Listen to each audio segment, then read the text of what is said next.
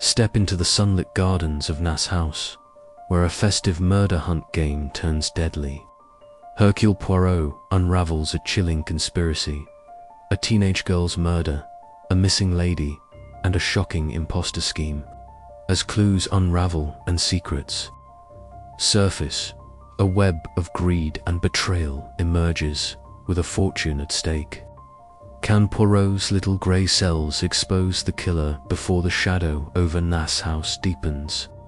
Mystery, deception, and danger await in this Agatha Christie-inspired tale. Chapter 1. The Invitation to Nasse House. Hercule Poirot sat in his immaculate London flat, the morning sun casting precise shadows across his polished mahogany desk. His fingers, delicate yet purposeful, adjusted the angle of a silver letter opener, aligning it perfectly with the edge of a leather blotter. Before him lay an envelope, its creamy paper embossed with the flourish of a woman's hand. The return address read, Mrs. Ariadne Oliver, C.O., Nasse House, Devon.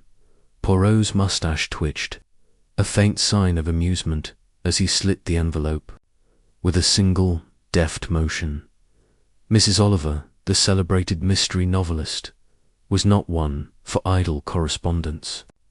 Her letters, like her books, brimmed with drama fun exaggerated, yet never without cause. He unfolded the letter, his sharp eyes scanning the sprawling, ink-blotted script. Mon cher Poirot, it began, I am in a pickle, and only your little grey cells can unravel it. I am at Nasse House, a dreadfully picturesque place owned by Sir George Stubbs and his wife, Lady Hattie. They've roped me into designing a murder hunt for their garden, fate a silly game, clues and corpses, and all that nonsense. But something's wrong. I can't put my finger on it, but there's a shadow here, a wrongness. Come at once, I beg you, yours, Ariadne. Poirot leaned back, his hands steepled, his mind already turning over the words. A shadow, she said. Mrs. Oliver's instincts, though prone to theatricality, were rarely mistaken. She had a nose for trouble, much like his own, though hers was guided by intuition where his relied on logic. Nasse House, Devon, a garden fete. The details intrigued him, not least because Mrs. Oliver's pickles often concealed deeper truths. He rose, his small, neat figure moving with the precision of a metronome, and rang for his valet. George, he called, prepare my travelling case. I depart for Devon this afternoon. The train to Devon wound through a patchwork of green hills and hedgerows, the English countryside unfolding like a watercolour painting. Poirot, ensconced in a first-class compartment, gazed out with mild approval. Order and beauty, he thought, were the hallmarks of a civilized landscape. Yet his mind returned to the letter, now tucked into his breast pocket. A murder hunt. Quaint amusement. Players chasing clues to find a mock victim.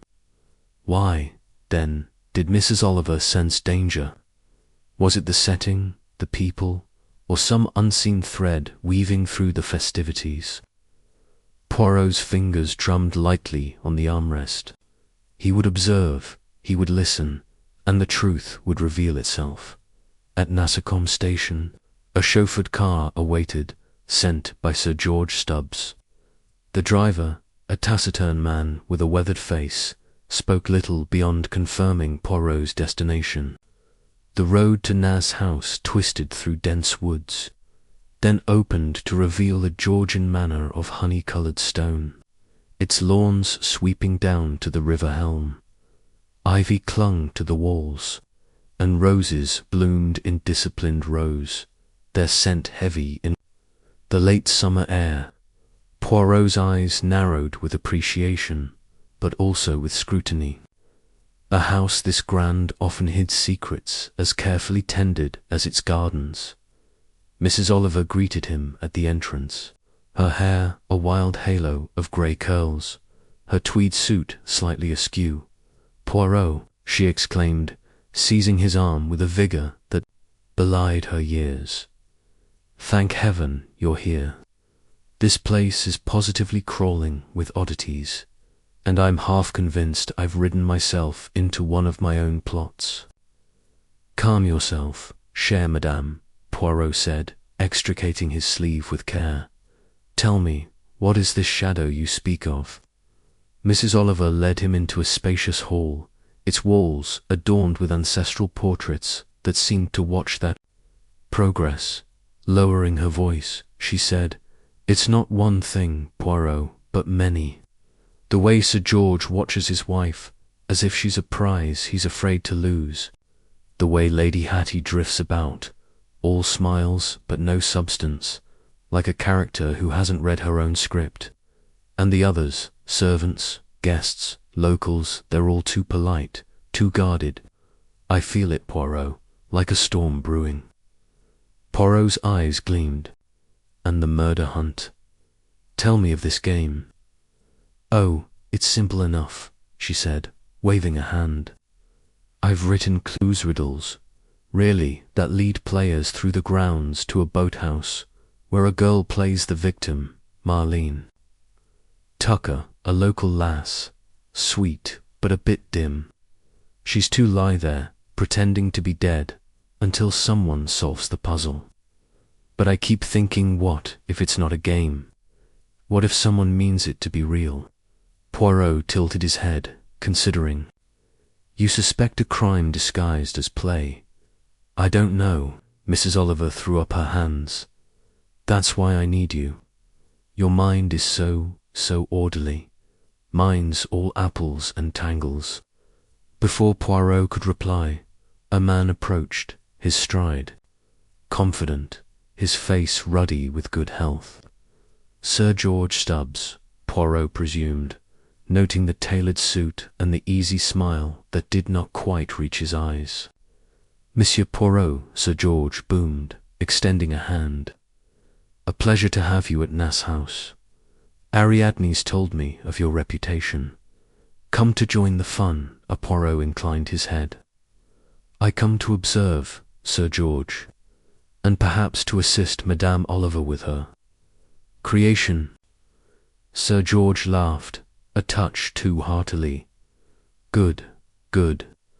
The fate's tomorrow, and we're all in a tizzy. Hattie will be delighted to meet you, though she's resting now, delicate, you know."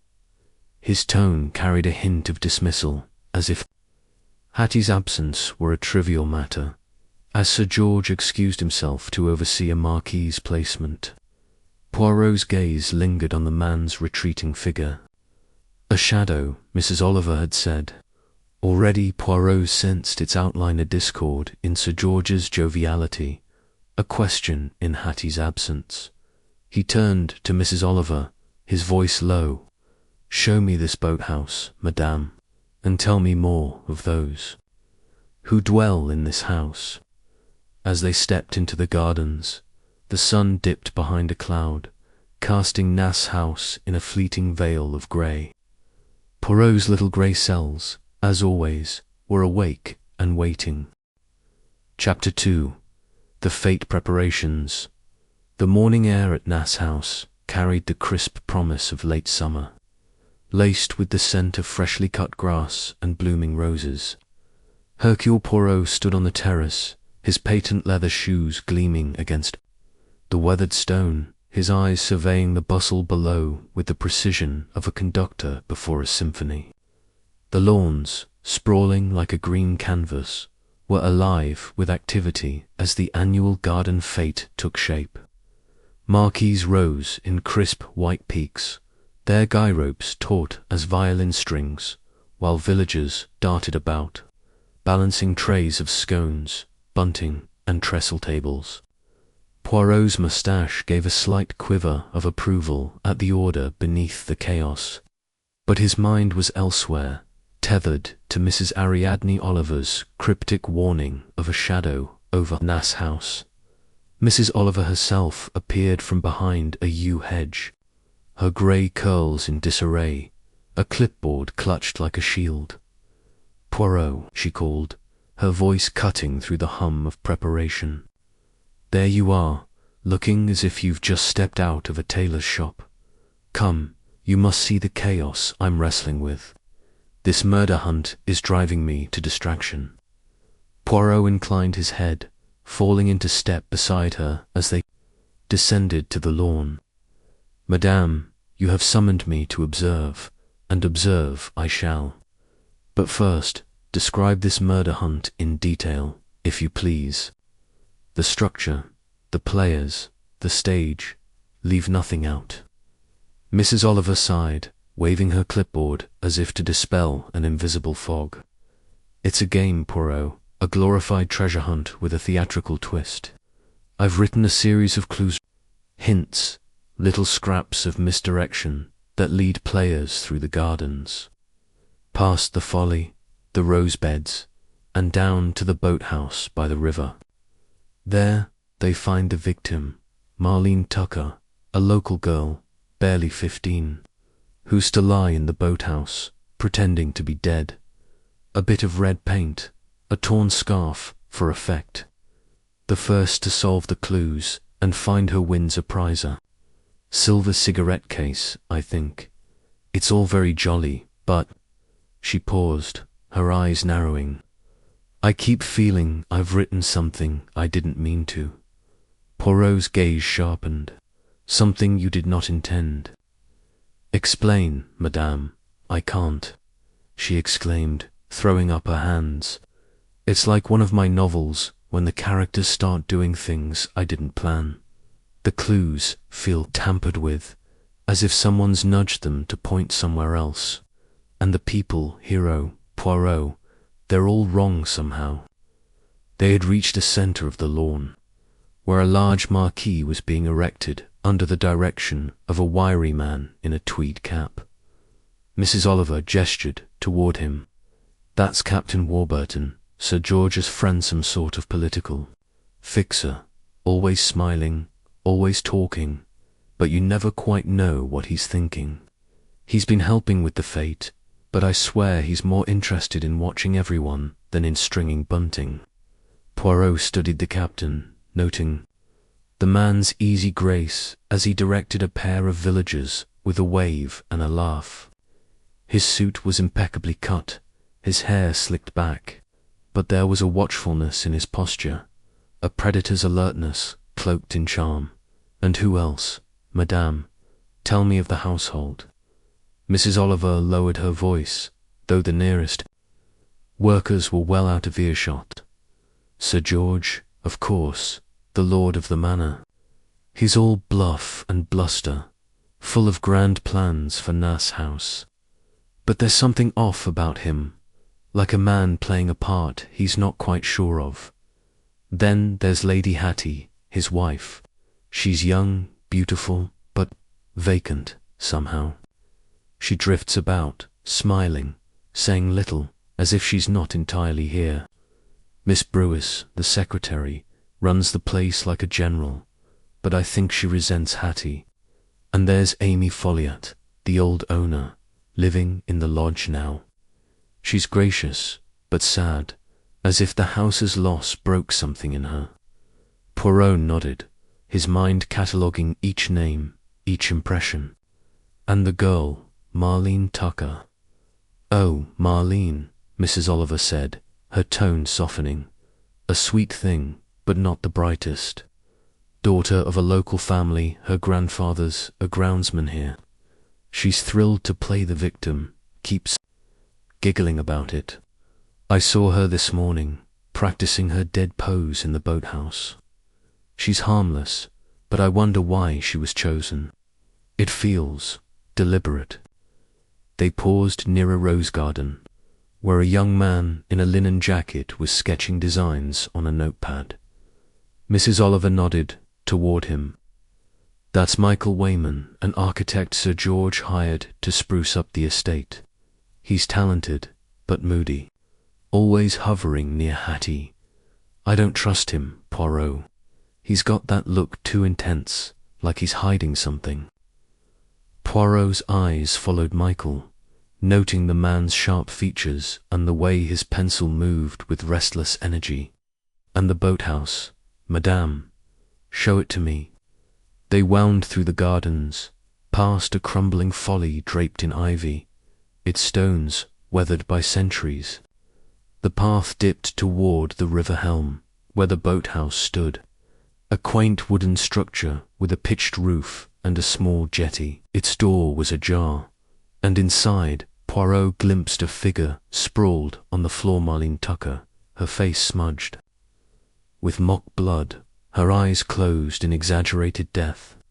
She sat up as they approached, grinning. "Is this right, Mrs. Oliver? Am I dead enough?" Mrs. Oliver chuckled, though her eyes were uneasy. "Very convincing, Marlene. Just stay still. Tomorrow, and don't giggle when the players arrive." Marlene nodded, her pigtails bobbing, and scampered off to join her grandfather, who was raking leaves nearby. Poirot stepped into the boathouse, his senses alert. The air was damp, tinged with river mud and old wood. A single window let in slivers of light, illuminating a rough table and a coil of rope in the corner. He examined the floor, the walls, the doorframe, his fingers brushing lightly over the surfaces. "This is where the game ends," he murmured. "A fitting stage, perhaps, for more than play." Mrs. Oliver shivered. "You feel it too, don't you? It's too perfect, too isolated." Poirot did not reply, his attention caught by a faint scratch on the doorframe, barely visibly marked, that seemed out of place. He filed it away, his mind already weaving patterns from the threads of Mrs. Oliver's unease, the boathouse's seclusion, and the cast of characters she had described. As they returned to the lawn, Sir George approached, his face flushed from exertion. "Monsieur Poirot, enjoying our little preparations? I hope Ariadne's not filling your head with her wild fancies.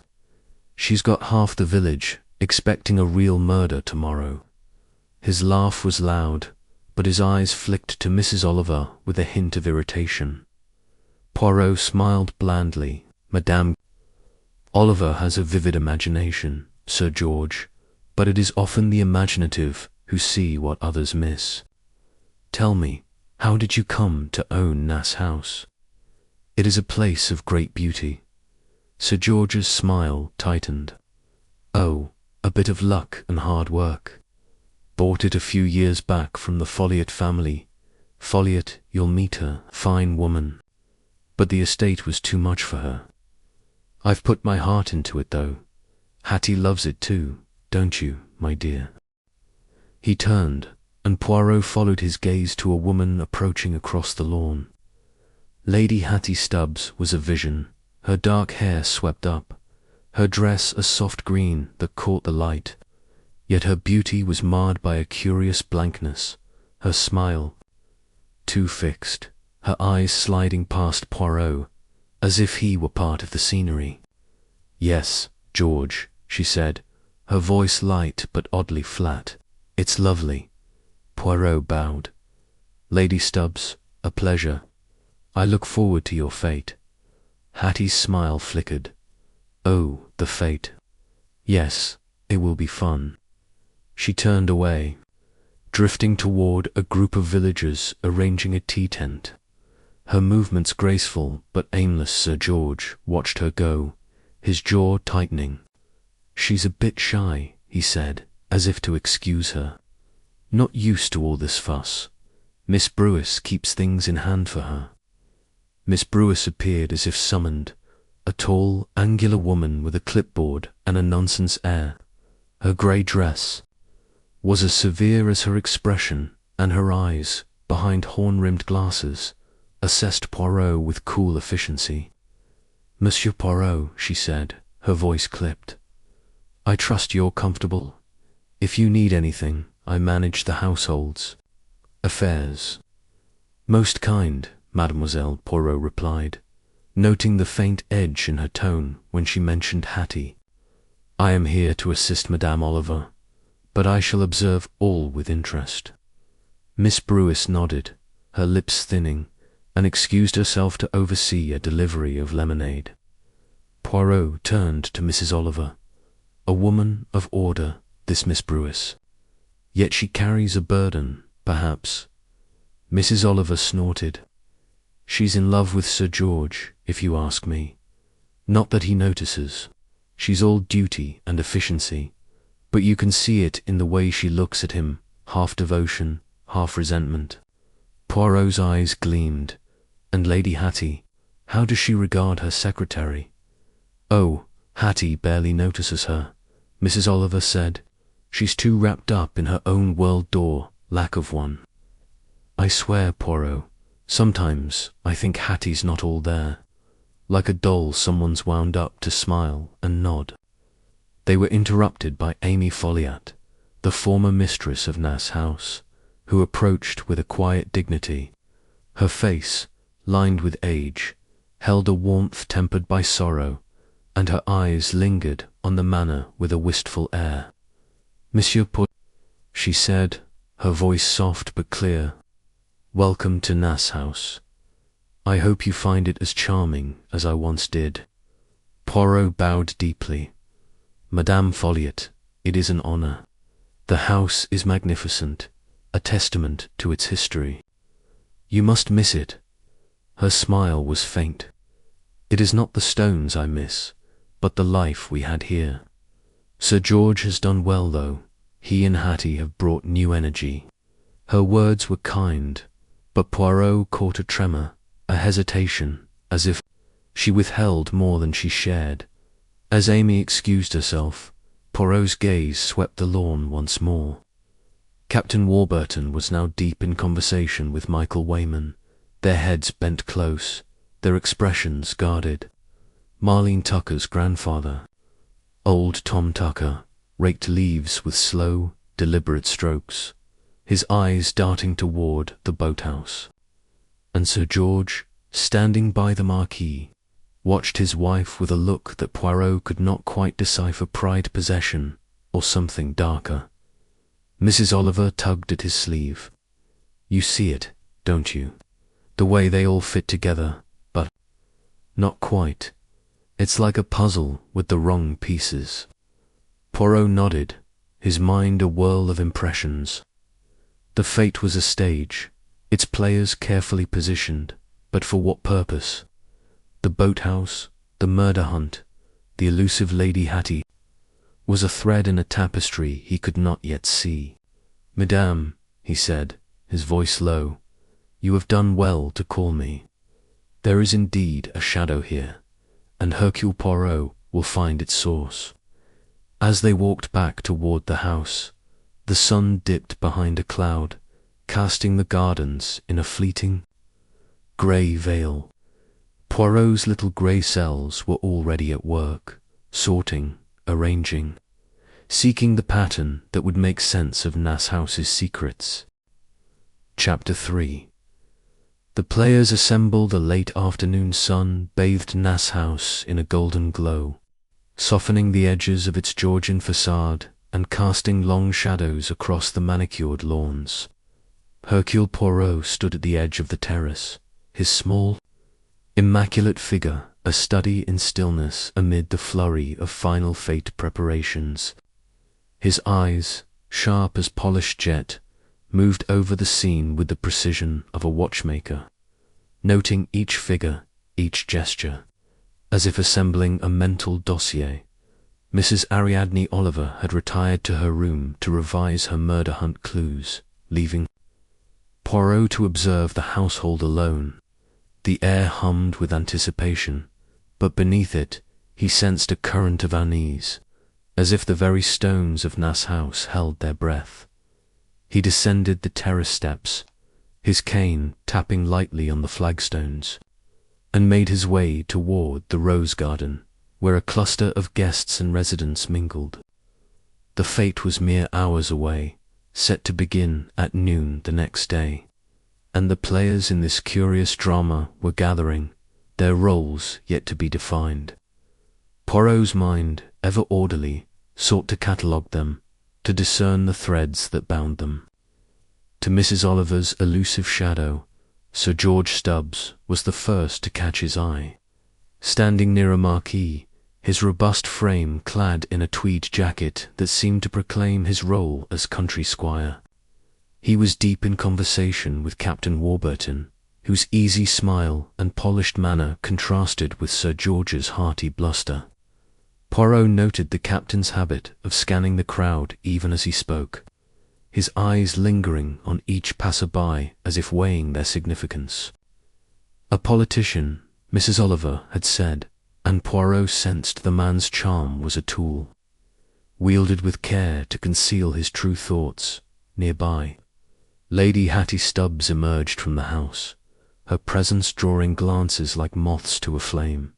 She wore a pale blue dress that clung to her slender form, her dark hair swept into an elegant chignon. Yet her beauty, undeniable as it was, carried an odd detachment, as if she moved through a world she did not fully inhabit. She paused by a table laden with jam jars, her fingers brushing the glass absently, her smile vague as she responded to a villager's greeting. Poirot watched her closely, his moustache twitching. Was her air of abstraction genuine, or a carefully crafted mask? Miss Brewis, the secretary, hovered at Hattie's elbow, her clipboard ever present, her grey eyes darting between her employer and the tasks at hand. Her efficiency was formidable, her movements brisk, but Poirot detected a tightness in her posture, a flicker of something disdain, perhaps.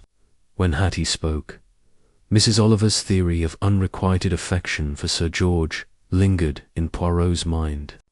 Miss Brewis's devotion to duty seemed a war with a deeper, unspoken resentment, and Poirot filed this observation away. A piece in the puzzle. A soft voice broke his reverie. "Monsieur Poirot, you seem deep in thought." Amy Folliot stood beside him, her silver hair catching the light, her expression one of gentle curiosity. She wore a simple dress of dove-grey, its elegance understated, befitting the former mistress of Nasse House. Her eyes, though kind, held a shadow of loss, and Poirot sensed she carried the weight of the estate's past like a mantle. "Madame Folliot," he said, bowing slightly, "I am merely observing the preparations. You have seen many such fates here, I imagine." Her smile was wistful. "Oh yes, in my time, Nasse House was alive with them. The gardens were my husband's pride, and we opened them to the village each summer. But that was long ago." She glanced at the manor, her gaze lingering on its ivy-clad walls. "Sir George has done well to keep the tradition alive, Hattie. Tushy tries, in her way." Poirot tilted his head, his voice soft. "Lady Stubbs, she is an unusual woman, is she not?" Amy's eyes flickered, a momentary hesitation. "Hattie is young and perhaps not suited to the demands of such a place. She relies on Miss Brewis and on George, of course. But she has a good heart." Her words were measured, as if chosen with care, and Poirot noted the faint tremor in her voice, as if she guarded a truth she dared not speak, before he could press further. A young man approached, his linen jacket slightly rumpled, his dark eyes intense. Michael Wayman, the architect, carried a sketchbook under one arm, his fingers stained with pencil lead. "Mrs. Folliot," he said, nodding, then turned to Poirot. "You must be the detective Ariadne's been fussing about." Michael Wayman. "At your service," Poirot returned the nod, his gaze assessing. "Monsieur Wayman, a pleasure. You are redesigning Nasse House, I understand." "Parts of it," Michael said, his tone clipped. "Sir George wants a modern touch new wing, updated gardens. But this place has a soul, you know. It resists change." His eyes drifted toward Hattie, who was now speaking with Captain Warburton, her laughter bright but hollow. Michael's expression darkened, a flash of something anger, longing, crossing his face before he masked it. Poirot's interest sharpened. "You know Lady Stubbs well, perhaps?" Michael shrugged, too quickly. "Well enough. She's delicate, let's say, not made for all this." He gestured at the bustling lawn, then excused himself. Striding toward the Folly with a purposeful gait, Poirot turned back to Amy Folliot, but she was watching Michael's retreat, her lips pressed into a thin line. "He is a talented young man," she said, almost to herself, "but troubled, I think." The scene shifted as Marlene Tucker, the young girl destined to play the murder hunt's victim, scampered across the lawn, her pigtails bouncing. She carried a basket of flowers, her face flushed with excitement. "Monsieur Poirot," she called. Spotting him, "Mrs. Oliver says I'm to be the best corpse ever. I've been practicing all day." Her grin was infectious, but Poirot noted her simplicity, her unguarded chatter. She was a child, eager to please, and he wondered again why she had been chosen for the role. "Very commendable," Mademoiselle Poirot said, his tone kind but probing. "And do you enjoy this game? You are not afraid in the boathouse alone?" Marlene giggled, shaking her head. "Oh no, it's just fun. Grandad says I'm to do it proper, so Sir George is pleased. He's ever so kind, gave me a shilling for sweets." She skipped off, joining a group of village children near the tea tent, her laughter echoing. Poirot's gaze followed her, then shifted to her grandfather, old Tom Tucker, who leaned on his rake near the boathouse path. The old man's eyes, rheumy but sharp, met Poirot's briefly before dropping to his work. There was a wariness there, a knowledge that did not match the groundsman's humble station. Poirot made a mental note to speak with him later. As evening approached, the preparations slowed, and the household gathered for a light supper in the dining room. Poirot, seated between Mrs. Oliver and Captain Warburton, observed the dynamics with keen interest. Sir George presided at the head of the table. His anecdotes about his travels abroad met with polite laughter. Hattie, at his side, picked at her food, her responses to questions brief and distracted. Miss Brewis, seated opposite, watched her with a scrutiny that bordered on disapproval, while Amy Folliot, at the table's far end, spoke little, her eyes often fixed on some distant point. Captain Warburton turned to Poirot, his smile disarming. "Monsieur Poirot, I hear you're a man of mysteries. Any chance you'll join the murder hunt tomorrow? I'd wager you'd solve it in half the time." Poirot's smile was polite but guarded. "I prefer to observe, Captain. The game interests me, but it is the players who intrigue me more." Warburton's laugh was smooth, but his eyes narrowed slightly. "A wise choice. People are always more complex than clues, aren't they?" The meal concluded with plans for the morning, and Poirot excused himself to stroll the gardens in the fading light. The air was cool now, the river's murmur a soft counterpoint to the distant clatter of workers packing up. He paused by the Folly, its crumbling stones a relic of Nasse House's past, and considered the players he had met. Sir George, with his forced joviality, Hattie, a cipher in silk, Miss Brewis, her loyalty tinged with bitterness, Captain Warburton, too charming to be trusted, Michael Wayman, whose intensity hinted at secrets, Amy Folliot, guarding her sorrow, and Marlene, the innocent at the heart of the game. Each was a piece in a mosaic, but the pattern eluded him. As he returned to the house, he caught sight of a figure near the boathouse, a woman, her silhouette indistinct in the dusk, Hattie, perhaps, or someone else. She vanished before he could approach, leaving only the rustle of leaves and the faint creak of the boathouse door. Poirot's fingers tightened on his cane. The shadow Mrs. Oliver had sensed was growing sharper, its edges brushing against the festive veneer of Nasse House. Tomorrow, he thought, the fate would begin, and with it, the truth would start to emerge. Chapter 4. The murder hunt begins the morning of the Nasse House. Fate broke with a brilliance that seemed to mock the undercurrents Hercule Poirot had sensed the previous day. The sky was a faultless blue, the sun gilding the lawns and sparkling.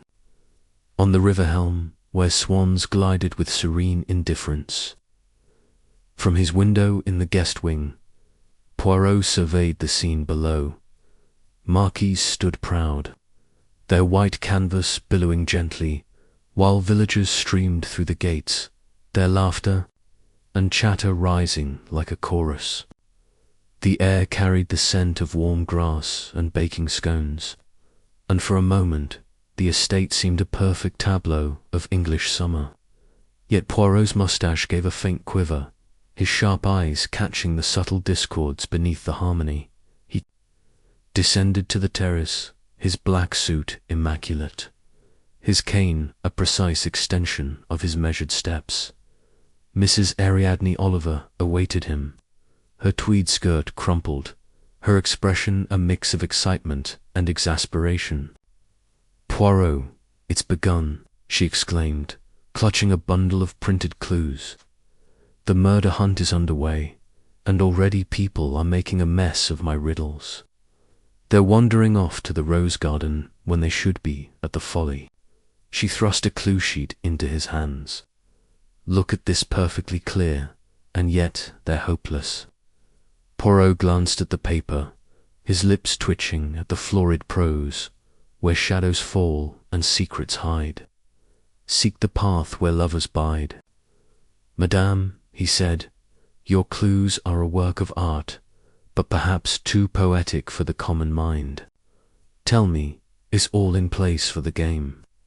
Mrs. Oliver nodded, though her eyes darted nervously. "Marlin's in the boathouse, ready to play her part. I checked on her an hour ago. She's got her red paint and torn scarf, giggling like it's a school play. The clues should lead the players to her by mid-afternoon, assuming they don't get lost in the shrubbery. But Poirot, I still feel this wrongness. It's like I've written a script for something I don't understand." Poirot placed a reassuring hand on her arm. "Patience, chère madame. Hercule Poirot is here, and he will see what lies beneath. Now, let us walk the grounds and observe the players." The fete was in full swing, the lawns alive with villagers and guests.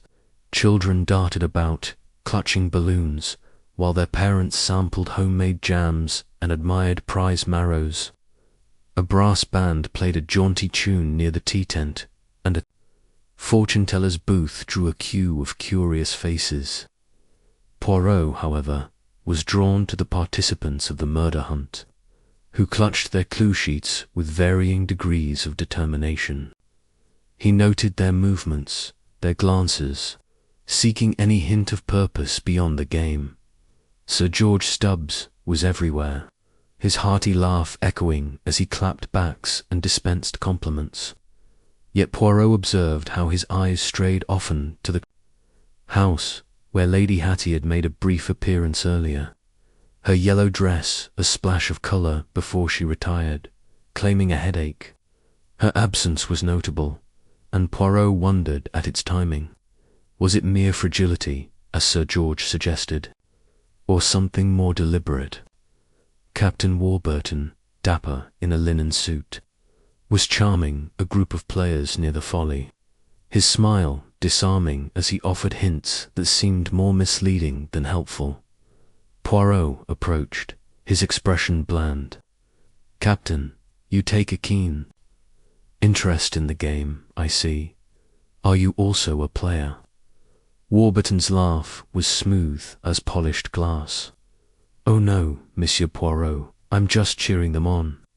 Ariadne's clues are devilishly clever, though had me stumped when I glanced at them.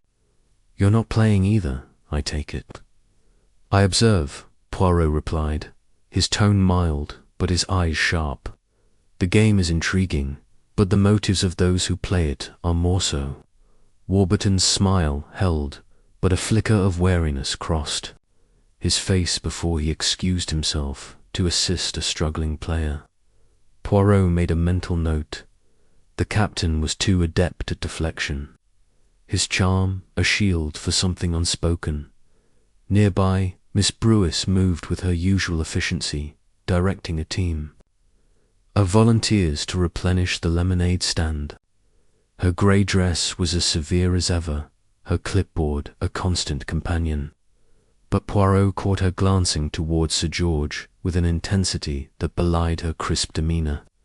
When Hattie's name was mentioned by a villager, Miss Brewis's lips tightened, a fleeting sign of irritation. Poirot approached her, his manner courteous. "Mademoiselle Brewis, you managed this fate with great skill. Lady Stubbs is fortunate to have such a capable aide."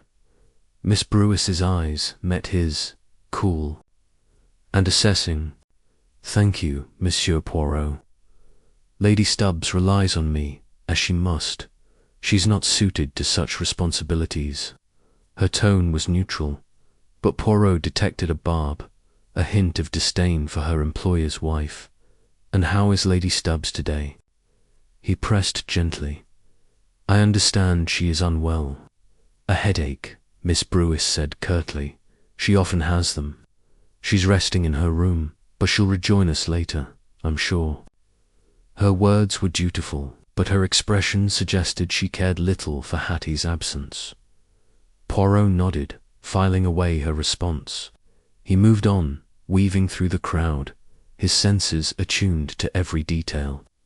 Michael Wayman, the architect, stood apart near the rose garden, his sketchbook abandoned as he watched the players with a brooding intensity. Poirot noted his gaze lingering on the house, where Hattie's window was curtained shut. What held his attention so fiercely? Was it Hattie or something else?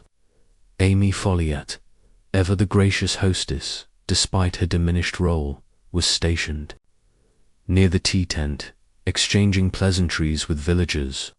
Her smile was warm, but Poirot saw the strain in her eyes, the way her hands clasped tightly as if to steady herself. He approached, bowing slightly. "Madame Folliot, the fate is a triumph, a credit to Nasse House's legacy. You must be proud."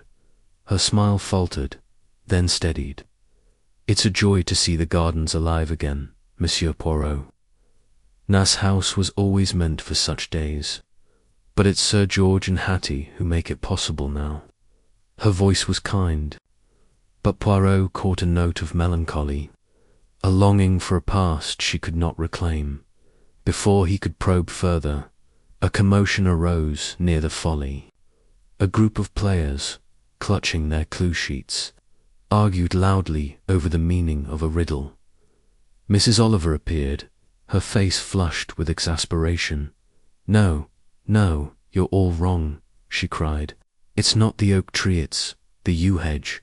Honestly, how can you miss it?" She spotted Poirot and hurried over, her voice dropping to a whisper. "They're hopeless, Poirot, but that's not the worst of it. I checked the clues this morning, and I swear someone's altered them. The wording's off, just slightly, but enough to send people in circles." Poirot's eyes narrowed. "Altered, you say? Can you be certain?" "Not entirely," she admitted, "but I know my own work. It's as if someone wants the players delayed, kept away from the boathouse longer than planned. I don't like it, Poirot." He nodded, his mind racing. A tampered clue suggested intent, a design beyond the game's playful facade. "Show me the boathouse again, madame," he said. "I wish to see where this game will end." They made their way down the winding path to the river, the festive noise fading behind them. The boathouse stood as before, its wooden walls weathered, but sturdy, its door now closed. Mrs. Oliver pushed it open, revealing Marlene Tucker inside, sprawled on the floor in her mock tableau of death. The girl sat up, grinning. "Am I doing it right, Mrs. Oliver? I've been practicing all morning." "You're perfect, Marlene," Mrs. Oliver said, though her smile was strained. "Just stay here until the first players arrive. It shouldn't be long now." Marlene nodded, settling back into her pose, her red-painted scarf draped artfully across her chest.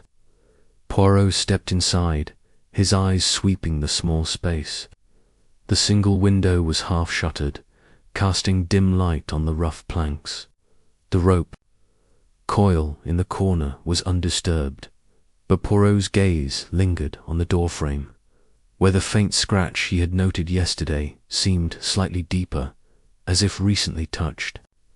He said nothing, but his fingers brushed the mark, his mind cataloguing its significance. As they left the boathouse, Poirot paused by the jetty, his gaze on the river's slow current. "This place," he murmured, "it is isolated, yet not invisible, a curious choice for the game's climax." Mrs. Oliver shivered, despite the warmth. "That's what bothers me. It's too perfect, too staged. I keep thinking, what if it's not a game at all?" Poirot was about to reply when a piercing scream shattered the air, sharp and raw, coming from the direction of the boathouse. He turned, his cane planted firmly, his heart quickening not with fear but with certainty. The shadow had begun to take form. Mrs. Oliver clutched his arm, her face pale. "Poirot, that was no game," scream. Without a word, he strode back to the boathouse, Mrs. Oliver hurrying behind. The door was ajar, and inside, Marlene Tucker lay as before, but no longer playing. Her throat was cut, the red paint now mingled with real blood, her eyes wide and lifeless. The scarf was twisted tightly, and a knife, its blade gleaming, lay beside her. As if discarded in haste, Poirot knelt, his movements precise, his eyes scanning the scene. "Mon Dieu," he whispered, not in shock but in recognition. "The game has ended, and the truth begins." Mrs. Oliver stifled a sob, her hands trembling. Poirot, who could do this? She was just a child. He rose, his face grave. "That, madame, is what we must discover. Fetch Sir George, and send for the police. Hercule Poirot will not rest until the shadow is brought to light." As she hurried away, Poirot stood alone with the girl's body, his little grey cells already weaving the threads of this grim tableau into a pattern only he could see. Chapter 5. The scene of the crime, the boathouse. Once a quaint stage for Mrs. Oliver's murder hunt, now held the grim stillness of a true crime scene. Hercule Poirot stood just inside the threshold, his small frame silhouetted against the fading afternoon light, his eyes absorbing every detail with the precision of a camera. Marlene Tucker's body lay sprawled on the rough wooden floor, her young face frozen in a mask of surprise. The red paint of her mock death now grotesquely mingled with the dark stain of real blood. The knife beside her gleamed dully, its blade crusted with crimson, and the torn scarf, once a prop, was knotted tightly around her throat. The air was heavy with the scent of river damp and something sharper, metallic, that made Poirot's moustache quiver with distaste. Mrs. Ariadne Oliver stood outside, her face ashen, her usual flurry of words silenced by the horror before her. "Poirot," she whispered, clutching the doorframe, "it's monstrous. Who could do this to a child?" Poirot's gaze did not waver from the scene. "Patience, madame," he said softly, his voice calm but firm. The truth lies in the details, and Hercule Poirot will find them. Remain here and allow no one to enter until the police arrive." As Mrs. Oliver nodded, her eyes wide with distress, Poirot stepped closer to Marlene's body, his movements deliberate, his cane resting lightly against the wall. He knelt, careful not to disturb the scene, and examined the girl with clinical detachment. The wound at her throat was precise, a single deep cut that spoke of intent and strength. The scarf, he noted, was not merely decorative. Its tight knots suggested it had been used to subdue her before the fatal blow. He frowned, his fingers hovering over the fabric without touching it. The red paint, smeared across her chest, had been applied with care, but now it blurred into the blood, creating a macabre parody of the game. His eyes moved to the knife, a common kitchen blade, its handle worn but clean of fingerprints, a detail that piqued his interest. "No prints," he murmured, "or wiped clean." This was no impulse. He rose, his gaze sweeping the boathouse's interior. The single window, half shuttered, let in slivers of light that danced on the walls, revealing little. The rope coil in the corner was undisturbed, but Poirot's attention returned to the doorframe, where the scratch he had noticed earlier now seemed more pronounced, as if something had been dragged against it. He crouched again, his eyes narrowing at a faint smudge on the floor, a muddy footprint, too large for Marlene's small shoes, its edges blurred but distinct enough to suggest a man's boot. A rustle at the door announced the arrival of Inspector Bland, a lean man with a weathered face and a nonsense air. His uniform was crisp, but his eyes betrayed a weariness that spoke of too many grim scenes.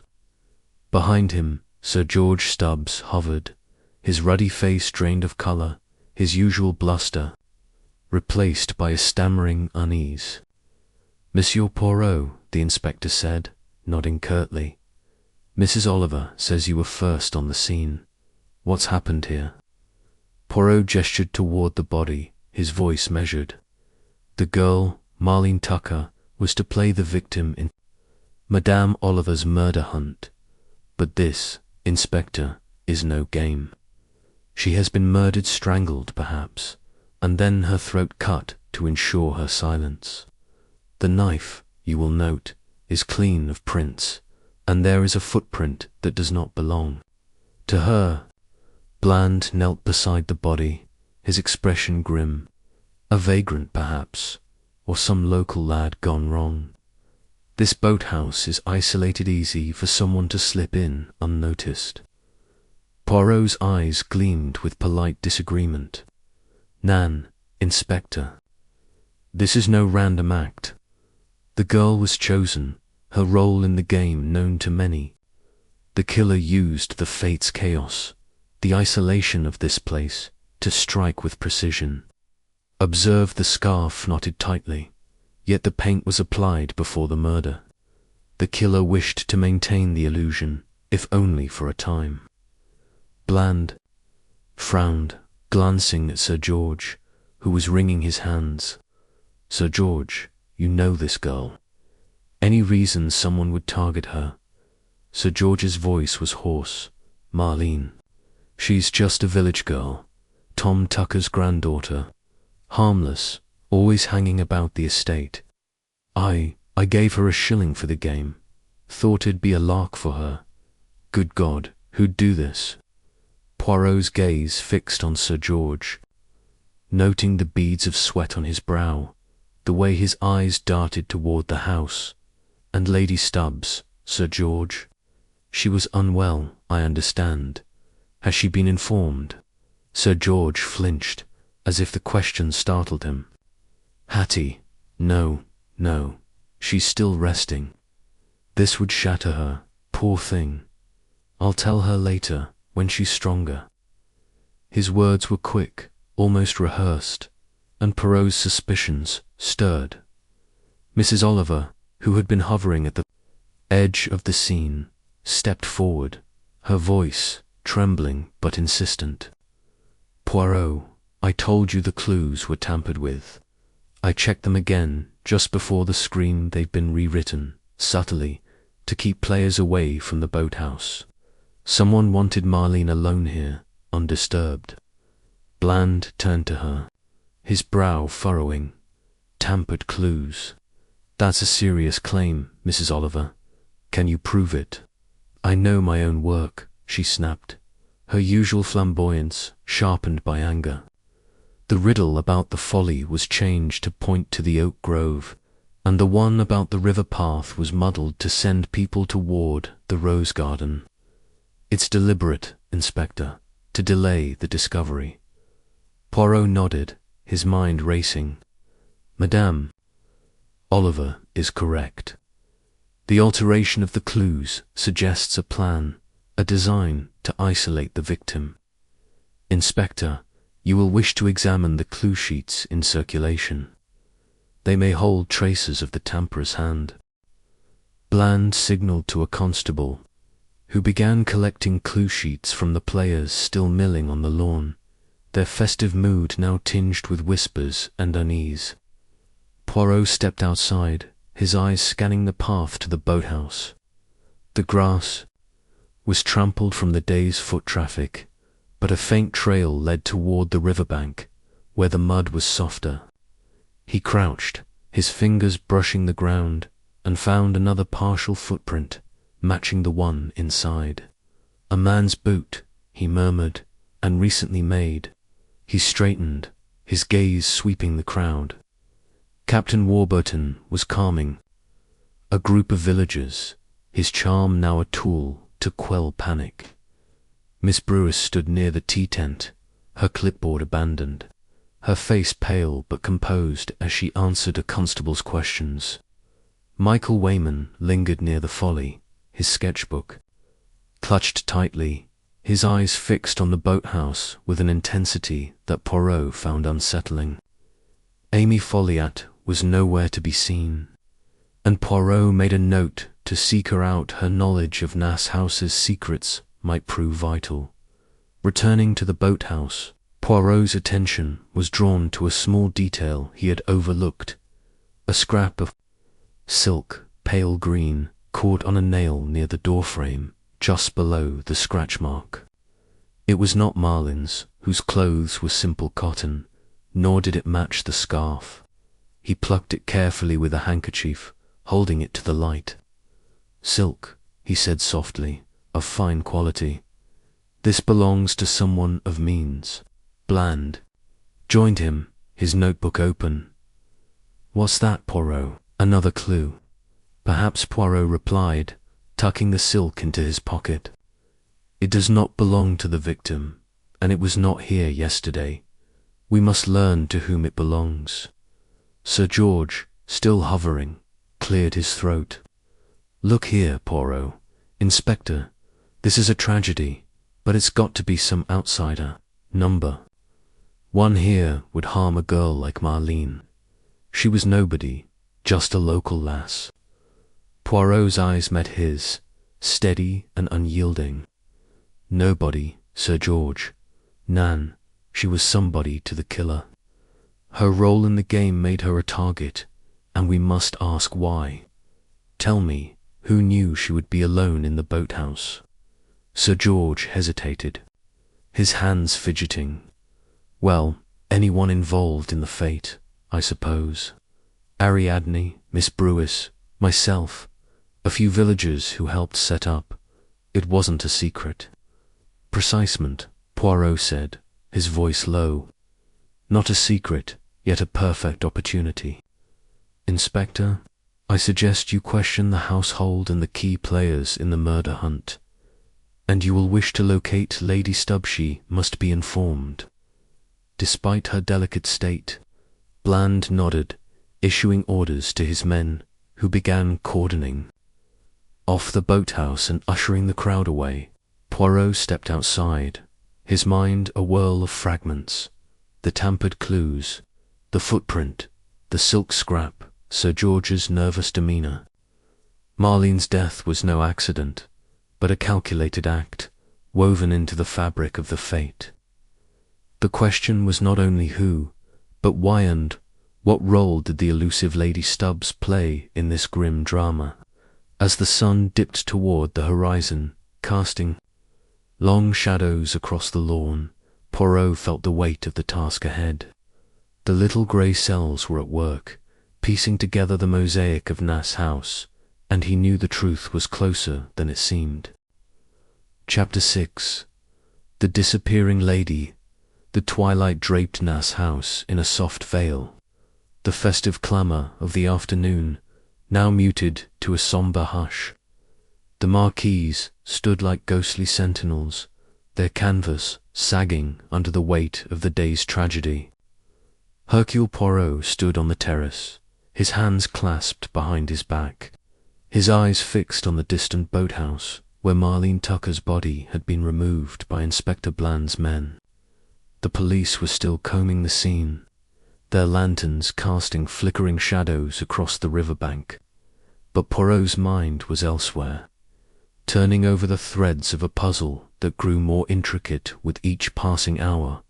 Mrs. Ariadne Oliver joined him, her usual exuberance subdued, her grey curls drooping as if mirroring her mood.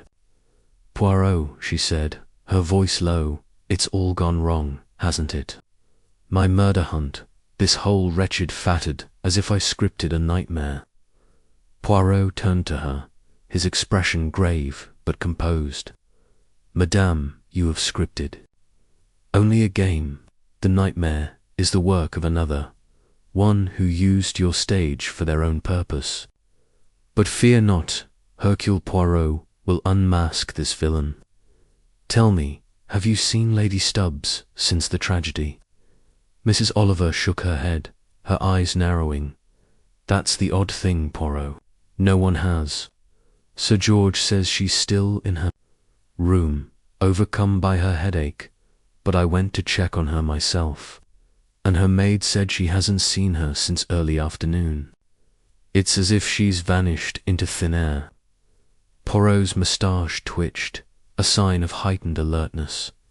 "Vanished, you say? This is most interesting. Come, let us speak with Sir George. His wife's absence at such a moment is curious."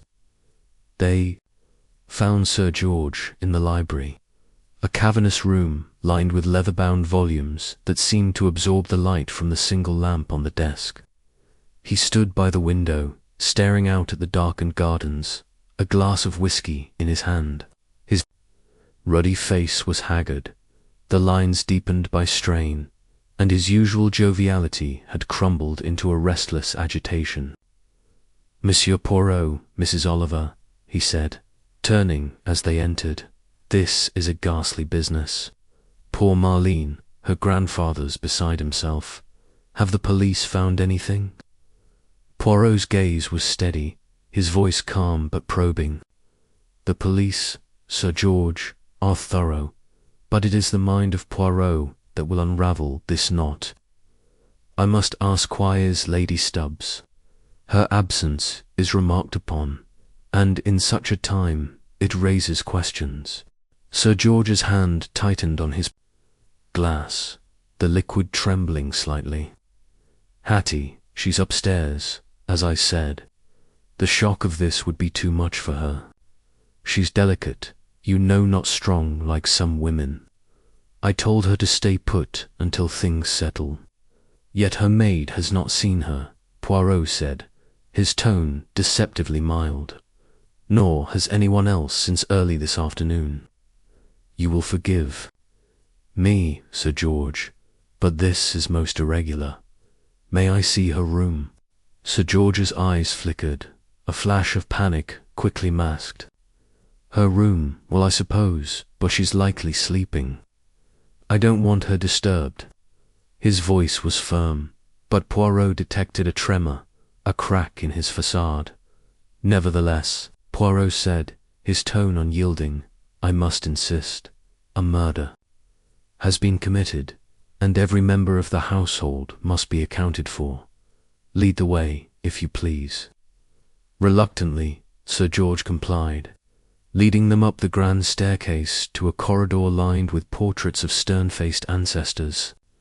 Hattie's room was at the far end, its door closed, the silence within almost palpable. Sir George knocked softly, then louder, calling, "Hattie, darling, it's me. Are you awake?" No answer came. He turned the handle, his movements hesitant, and pushed the door open. The room was empty. The bed was neatly made, its silk coverlet undisturbed, and the curtains were drawn, casting the space in a dim, oppressive gloom. A vanity table held an array of perfumes and brushes, but no sign of recent use. Poirot's eyes swept the room, noting a single slipper by the wardrobe, its mate missing, and a faint scent of lavender lingering in the air. "She is not here," he said, his voice low. "When did you last see her, Sir George?" Sir George ran a hand through his hair, his composure fraying. "This morning, before the fete began. She came down briefly, then said she felt ill and went back to rest. I assumed she was here all along." Mrs. Oliver, hovering by the door, let out a sharp breath. "Poirot, this is what I meant by wrongness. First Marlene, now Hattie something's terribly off." Poirot nodded, his mind racing. "Indeed, Madame, the disappearance of Lady Stubbs is no coincidence. Inspector Bland must be informed, and a search organized. Sir George, you will please tell us everything you know of your wife's movements today." Sir George sank into a chair, his face a mask of distress. "I don't know what to say. Hattie's been distant lately, not herself. I thought it was just nerves, with the fete and all. She was on the lawn this morning, in that yellow dress of hers, talking to a few villagers. Then she complained of a headache and went inside. That's all I know, I swear." Poirot's eyes narrowed, catching the slight hesitation in Sir George's words. "And no one saw her leave the house? No one saw her near the boathouse, perhaps?" Sir George's head snapped up, his eyes wide. The boathouse. Why would she be there? She had nothing to do with the murder hunt. "Perhaps," Poirot said, his tone enigmatic. "But we must explore all possibilities. Madame Oliver, will you fetch the inspector? And Sir George, remain here. I wish to examine this room further." As Mrs. Oliver hurried away, Poirot moved through the room with methodical care. He opened the wardrobe, finding an array of dresses, many in pale shades that matched the scrap of silk he had found in the boathouse. None, however, were green, and he made a mental note to compare the fabric later. The vanity yielded little a hairpin. A half-empty bottle of lavender scent, but a small drawer revealed a photograph tucked beneath a silk scarf. It showed Hattie, or a woman resembling her, smiling brightly in a garden, her eyes lively in a way Poirot had not seen in the woman at Nasse House. The photograph was old, its edges worn, and he slipped it into his pocket, a question forming in his mind. Inspector Bland arrived, his face grim as Sir George recounted Hattie's absence. "This complicates things," Bland said, scribbling in his notebook. "A murder and a missing lady could be connected, or it could be coincidence. We'll search the grounds and the house, but if she's left the estate, it'll be tricky." Poirot's voice was soft but commanding. "Inspector, I suggest you question the household staff and the fete volunteers. Someone may have seen Lady Stubbs after her supposed retreat to her room, and I would speak with Miss Brewis. She is observant and may know more than she realizes." Bland nodded, issuing orders to his men, who began organizing a search party. Poirot turned to Sir George, his gaze penetrating.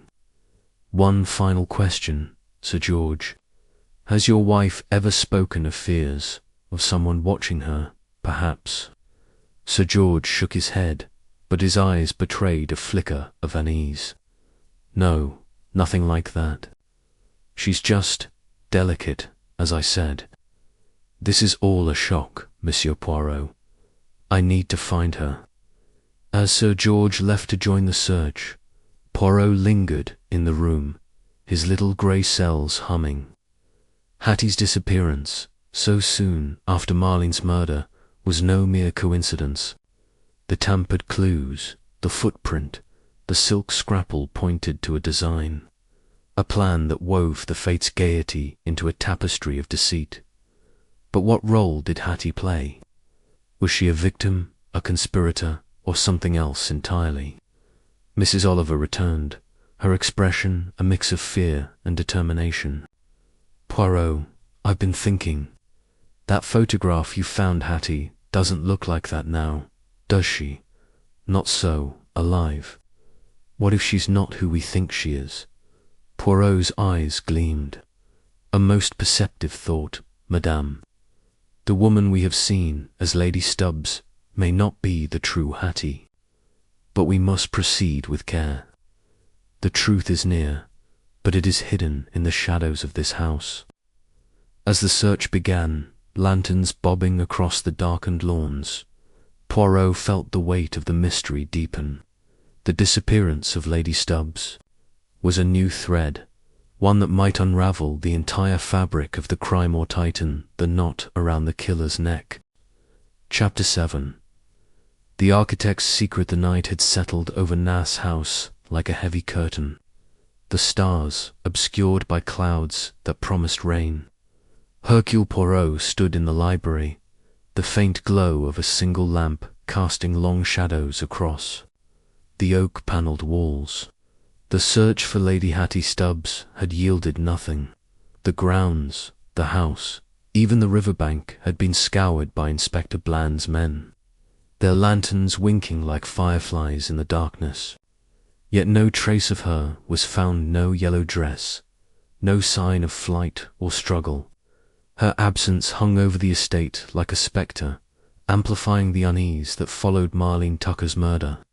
Poirot's little grey cells were in ceaseless motion, weaving together the threads of the tampered clues, the silk scrap.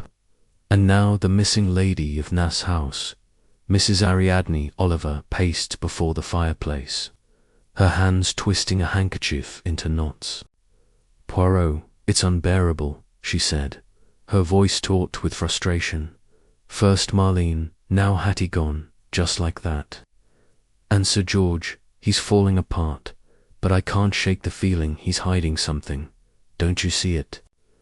The way he avoids your questions." Poirot nodded, his eyes fixed on the photograph he had found in Hattie's room, now resting on the desk. The woman in the image, vibrant and smiling, bore only a passing resemblance to the detached figure he had met at the fete. "Madame," he said, "your instincts, as always, are acute. Sir George's distress is genuine, but it is tinged with fear, not only for his wife, but of what we may discover. But we must turn our attention to another player in this drama. Monsieur Michael Wayman, the architect, intrigues me. His manner, his intensity, there is a secret there, I think." Mrs. Oliver stopped pacing, her eyes widening. "Wayman, yes, he's been odd from the start, always lurking near Hattie, watching her like a hawk. Do you think he's involved?" "I think," Poirot said, his voice low, "that he knows more than he has revealed. Come, let us find him. The hour is late, but the truth does not sleep." They left the library, moving through the silent corridors of Nasse House. The household was subdued, the festive spirit of the morning replaced by whispers and wary glances. Poirot's cane tapped softly on the polished floors as they descended to the gardens, where a constable had reported seeing Michael Wayman near the Folly, his sketchbook in hand, despite the darkness. The Folly, a crumbling stone structure draped in ivy, stood like a relic of forgotten summers, its arches casting jagged shadows in the moonlight. Michael was there, leaning against a pillar, his face half hidden in the gloom. His linen jacket was creased, his hair dishevelled, and his eyes, when they met Poirot's, held a mix of defiance and weariness. "Monsieur Wayman," Poirot said, his tone courteous but firm, "a word, if you please. The events of this day demand answers, and I believe you have some to give."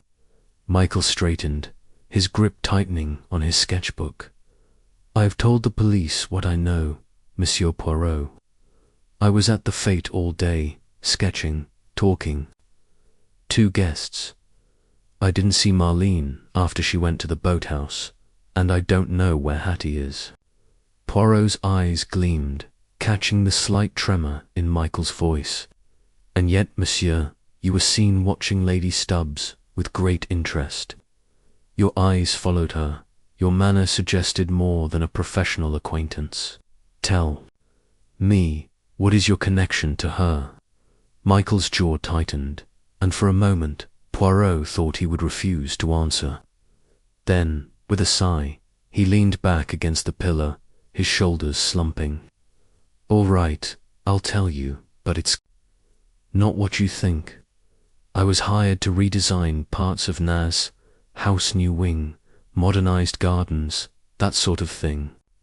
But when I met Hattie, I felt something was wrong. She's not like other women. She's beautiful, yes, but there's a fear in her, a fragility. I've seen her flinch when Sir George raises his voice, or when Miss Brewis gives her one. Of those cold looks, I started watching her, trying to understand." Poirot tilted his head, his gaze unyielding. "And what did you understand, Monsieur Wayman? Did she confide in you?" Michael hesitated, his fingers tracing the edge of his sketchbook. "Not exactly, but a few weeks ago we were alone in the rose garden, and she said something strange. She told me she felt like someone was watching her, not just me, but someone else, someone who made her skin crawl. She wouldn't say more, just laughed it off, but I could see she was scared. I tried to get her to talk, but she shut down, said it was nothing." Mrs. Oliver, who had been silent, stepped forward, her voice sharp. "Scared? Of whom? Sir George, Miss Brewis, or someone else entirely?" "I don't know," Michael said, his tone frustrated. "She wouldn't say, but I kept an eye on her after that. Today, at the fete, I saw her briefly, in that yellow dress, talking to Captain Warburton. She looked nervous, kept glancing toward the house. Then she said she had a headache and left. That's the last I saw of her." Poirot's mind seized. On this, his thoughts racing. "And you saw no one follow her? No one near the boathouse, perhaps, where you were sketching this afternoon?" Michael's eyes flickered, a momentary hesitation that Poirot did not miss. "The boathouse? No, I wasn't near it. I was at the Folly, mostly, or the rose garden. I didn't see anything suspicious." "Yet you are troubled," Poirot said, his voice soft but insistent. "There is something you withhold, Monsieur Wayman. Speak now, or the truth may come too late." Michael's face hardened, but under Poirot's steady gaze, he relented. "All right, but it's not much. Yesterday, I overheard something Sir George talking to someone in the library late at night. I was passing by, working on some sketches, and I heard voices. Sir George was angry, saying something about keeping up appearances and not letting it slip. The other voice was a woman's, but not Hattie's, sharper, more confident. I couldn't make out the words, but it sounded secretive. I didn't think much of it at the time, but now, with Hattie gone and Marlene dead, it feels wrong." Poirot's mustache twitched, a sign of his mind slotting this new piece into the puzzle. "A woman's voice, you say?" Could it have been Miss Brewis? Or perhaps Madame Folliot? Michael shook his head. Not Amy Folliot, she's too gentle. Miss Brewis, maybe, but I'm not sure. It was dark, and I didn't linger. I didn't want to be caught eavesdropping. Mrs. Oliver's eyes widened. Poirot, this is it. A secret meeting, a plot. Sir George is up to something, I'm sure of it. Poirot raised a hand, his expression cautionary. We must not leap, madame, but step carefully. Monsieur Wayman, you have done well to speak. But tell me, have you seen anything else near the boathouse, perhaps, or in the gardens that struck you as unusual? Michael hesitated, then shook. His head, nothing specific, just, Hattie's been different lately, more withdrawn, even from Sir George. I thought maybe she was ill or unhappy. But I don't know anything about Marlene's death, I swear. Poirot nodded, his face unreadable. Very well, monsieur. You will remain available to the police and to me. The truth is a delicate thing, and we must handle it with care. As Michael retreated into the shadows, Mrs. Oliver turned to Poirot, her voice urgent. He's hiding something, Poirot. I can feel it. That conversation he overheard, it's the key, isn't it? Perhaps, Poirot said, his eyes distant. But there are many keys, madame, and we must find the lock they fit. Come, let us return to the house. I wish to speak with Miss Brewis, and perhaps Madame Folliot. Their knowledge may illuminate this darkness. They made their way back to Nasse House, the night air cool against their faces. Inside, the atmosphere was heavy. The household gathered in the drawing room, their faces drawn with shock and suspicion. Miss Brewis stood by the window, her clipboard abandoned, her eyes red-rimmed but resolute. Amy Folliot sat in a corner, her hands folded, her expression one of quiet grief. Captain Warburton was absent, assisting the police, and Sir George paced restlessly, his whiskey glass now empty. Poirot approached Miss Brewis, his manner courteous but direct. Mademoiselle, a moment. Lady Stubbs's disappearance is most troubling, and you, who manage this household, may have seen something of note. When did you last see her? Miss Brewis's lips tightened, her voice clipped. This morning, at the Fates' start. She was on the lawn, in her yellow dress, speaking with Captain Warburton and some villagers. She complained of a headache, and went inside around 11. I assumed she was resting, as Sir George said, and you did not check on her? Poirot asked, his tone gentle but probing. I had no reason to, Miss Brewis replied, a touch defensively. I was managing the fate that there was too much to do. Hattie often retires when she's unwell. It's not unusual. Poirot's eyes held hers, searching.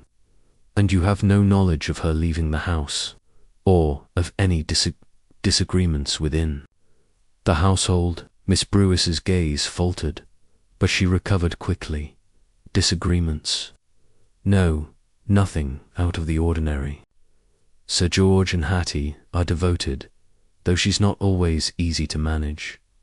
She's delicate, as he says. The word delicate hung in the air, and Poirot noted the faint scorn in her tone. He turned to Amy Folliot, who had been listening. Silently, Madame Folliot, you know Nasse House better than most.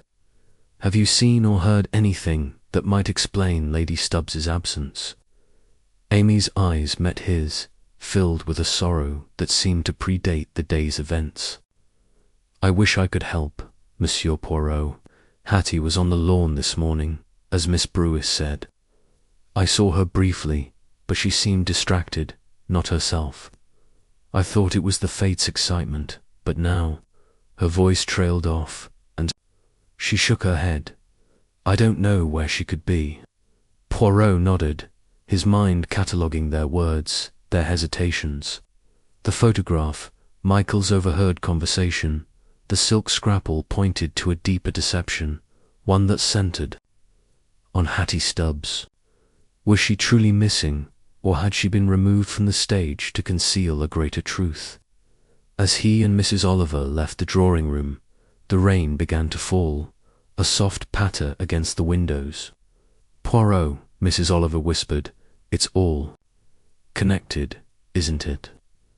"Marlene, Hattie," that conversation Michael heard, it's a plot, a real one, not my silly game. "Oui, Madame," Poirot said, his voice low. "A plot, indeed. But the players are not yet all revealed. Tomorrow, we shall dig deeper, and the little grey cells will find the pattern that binds this tragedy together." Chapter 8.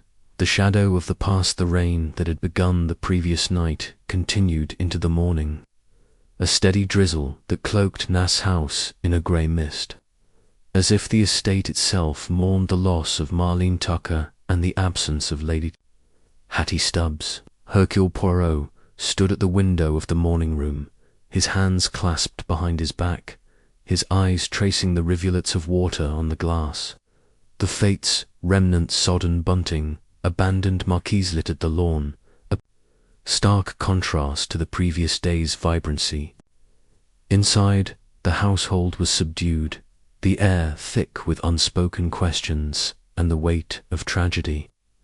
Poirot's little grey cells hummed, piecing together the fragments of the puzzle: Marlene's murder, Hattie's disappearance, the tampered clues, the silk scrap, and Michael Wayman's troubling revelation of a secret conversation. Mrs. Ariadne Oliver entered, her tweed coat damp, her expression a mix of determination and unease. "Poirot, I've been up half the night thinking," she said, shaking rain from her curls. "This whole affair, it's like one of my novels, but I can't see the ending. Hattie's gone, Marlene's dead, and Sir George is acting like a man with a ghost on his tail. What do we do next?" Poirot turned, his moustache twitching with a faint smile. "We dig, Madame, into the past of Nasse House and its inhabitants.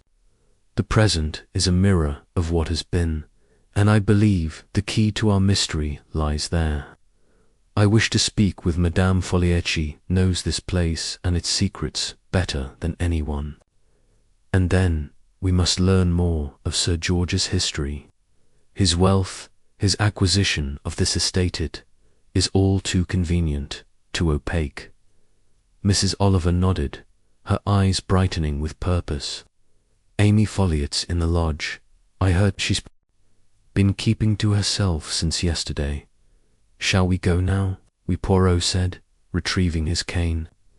"But first, let us ensure the inspector is informed of our intentions. His men are thorough, but they lack the finesse of Poirot." They found Inspector Bland in the library, poring over a stack of statements from the Fates volunteers. His face was drawn, his eyes shadowed from a sleepless night. "Monsieur Poirot," he said, looking up, "no sign of Lady Stubbs yet. We've searched the grounds, the river, even the neighbouring farms. It's as if she's vanished into the mist, and the murder still no clear suspects. The footprint in the boathouse is too smudged for a match, and the knife's common enough, could have come from the kitchen." Poirot inclined his head, his voice calm but firm. "Inspector, I believe the disappearance of Lady Stubbs and the murder of Marlene Tucker are entwined. I intend to speak with Madame Folliot, whose knowledge of Nasse House may illuminate the shadows, and I urge you to investigate Sir George's background, his wealth, his past. There is more to him than the jovial squire he presents." Bland's brow furrowed, but he nodded. "I'll look into it. We've already questioned the staff, nothing solid yet. But Miss Brewis mentioned seeing a woman near the boathouse yesterday. Not Hattie, but someone in a green dress. Could be related to that silk scrap you found." Poirot's eyes gleamed. "A green dress, you say?" Most interesting. Keep us informed, Inspector. Madame Oliver and I will return shortly. The lodge, a modest stone cottage at the edge of the estate, was a far cry from Nasse House's grandeur, yet it carried a quiet dignity. Amy Folliot greeted them at the door, her silver hair neatly pinned, her face etched with a sorrow that seemed deeper than the day's events. Monsieur Poirot. Mrs. Oliver, she said, ushering them into a small sitting room warmed by a fire. Please, sit. This is a terrible time for Nasse House. Poirot took a chair, his posture precise, his gaze gentle but penetrating. Madame Folliot, you have my sympathies for the tragedy that has struck this place, but I must ask you to share what you know of Nasse House and its current master, Sir George Stubbs. How did he come to own this estate? Amy's hands folded tightly in her lap, her eyes drifting to a framed photograph on the mantola. Younger, Amy with a man, presumably her late husband, standing before Nasse House in happier days. It was 3 years ago, she began, her voice soft but steady. My husband died, and the estate was too much for me to maintain. The taxes, the upkeep, it was crushing. Sir George appeared, almost out of nowhere, with an offer to buy. He had wealth, though from where, I never fully understood. Investments, he said, from abroad, South America, perhaps. He was charming, eager to preserve Nasse House's legacy, and I had no choice but to accept. Poirot leaned forward, his voice low, and you knew nothing of his past. No whispers, no rumors. Amy hesitated, her fingers tightening. There were whispers, yes. Some said his money came from dubious venture, perhaps, or speculation. But he was generous, and he loved the house. Hattie, too, she seemed so young, so in need of care. I thought they'd bring life back to Nasse House. Yet you are troubled, Poirot said, his eyes never leaving hers. You speak of Lady Stubbs with affection, but also with doubt. What is it you fear? Amy's gaze dropped, her voice barely audible. Hattie, she's changed. When they first came here, she was brighter, more engaged. But over time, she's grown distant, almost as if she's playing a part. I thought it was the pressure of being mistress of Nasse House, but now, with her gone, she trailed off, her eyes glistening. Mrs. Oliver, unable to contain herself, leaned forward. Amy, do you think Hattie might not be Hattie at all? That photograph Poirot found, she doesn't look like the woman we've seen here. Amy's head snapped up, her face paling. Not Hattie, oh no, that's impossible. She's Sir George's wife. I've seen their marriage papers, but... She paused, her voice trembling. There have been moments, small things, when... She seemed unfamiliar. Her laugh, her way of speaking. I thought it was my imagination, my grief for the old days. Poirot's moustache twitched, his mind seizing on her words. Madame, you have given us much to consider. One final question. Have you seen or heard of Sir George meeting with a woman, not Hattie, in secret? Perhaps late at night, in the library? Amy's eyes widened, a flicker of recognition crossing her face before she masked it. I don't know. I keep to the lodge most evenings, but Sir George has visitors sometimes, people from his business dealings. I've heard voices, but I never thought to eavesdrop. Poirot nodded, rising. Merci, Madame Folliot. You have been most helpful. We will trouble you no further for now. As they stepped back into the rain, Mrs. Oliver clutched Poirot's arm. She knows something, Poirot. That look when you mentioned the secret meeting, she's hiding it, just like Michael. Oui, Madame, Poirot said, his voice low. but she hides it from loyalty or perhaps fear. The past of Nasse House holds the key, and Sir George is at its heart. We must learn more of his origins. They returned to the house, where Poirot sought out old Tom Tucker, Marlene's grandfather, who was sitting in the servants' hall, his weathered hands clutching a mug of tea. His eyes, red from grief, met Poirot's with a mix of resignation and defiance. "Monsieur Poirot," he said gruffly, "they say you're clever. Can you find who took my Marlene?" "I will, Monsieur Tucker," Poirot said, his tone solemn. "But I need your help. You know Nasse House, its secrets. Have you seen or heard anything unusual about Sir George, perhaps, or Lady Stubbs?" Tom's eyes narrowed, his voice dropping to a whisper. "Sir George, he's not what he seems. Came here with money no one can trace, talking big about restoring the place. But I've seen him, late at night, meeting a woman by the river, not Lady Hattie, mind you. Sharp voice, city type. And Marlene, she heard things too, always poking about. Said she saw Sir George with a lady in a green dress near the boathouse a few days back." Poirot's heart quickened, the silk scrap flashing in his mind. "A green dress, you say?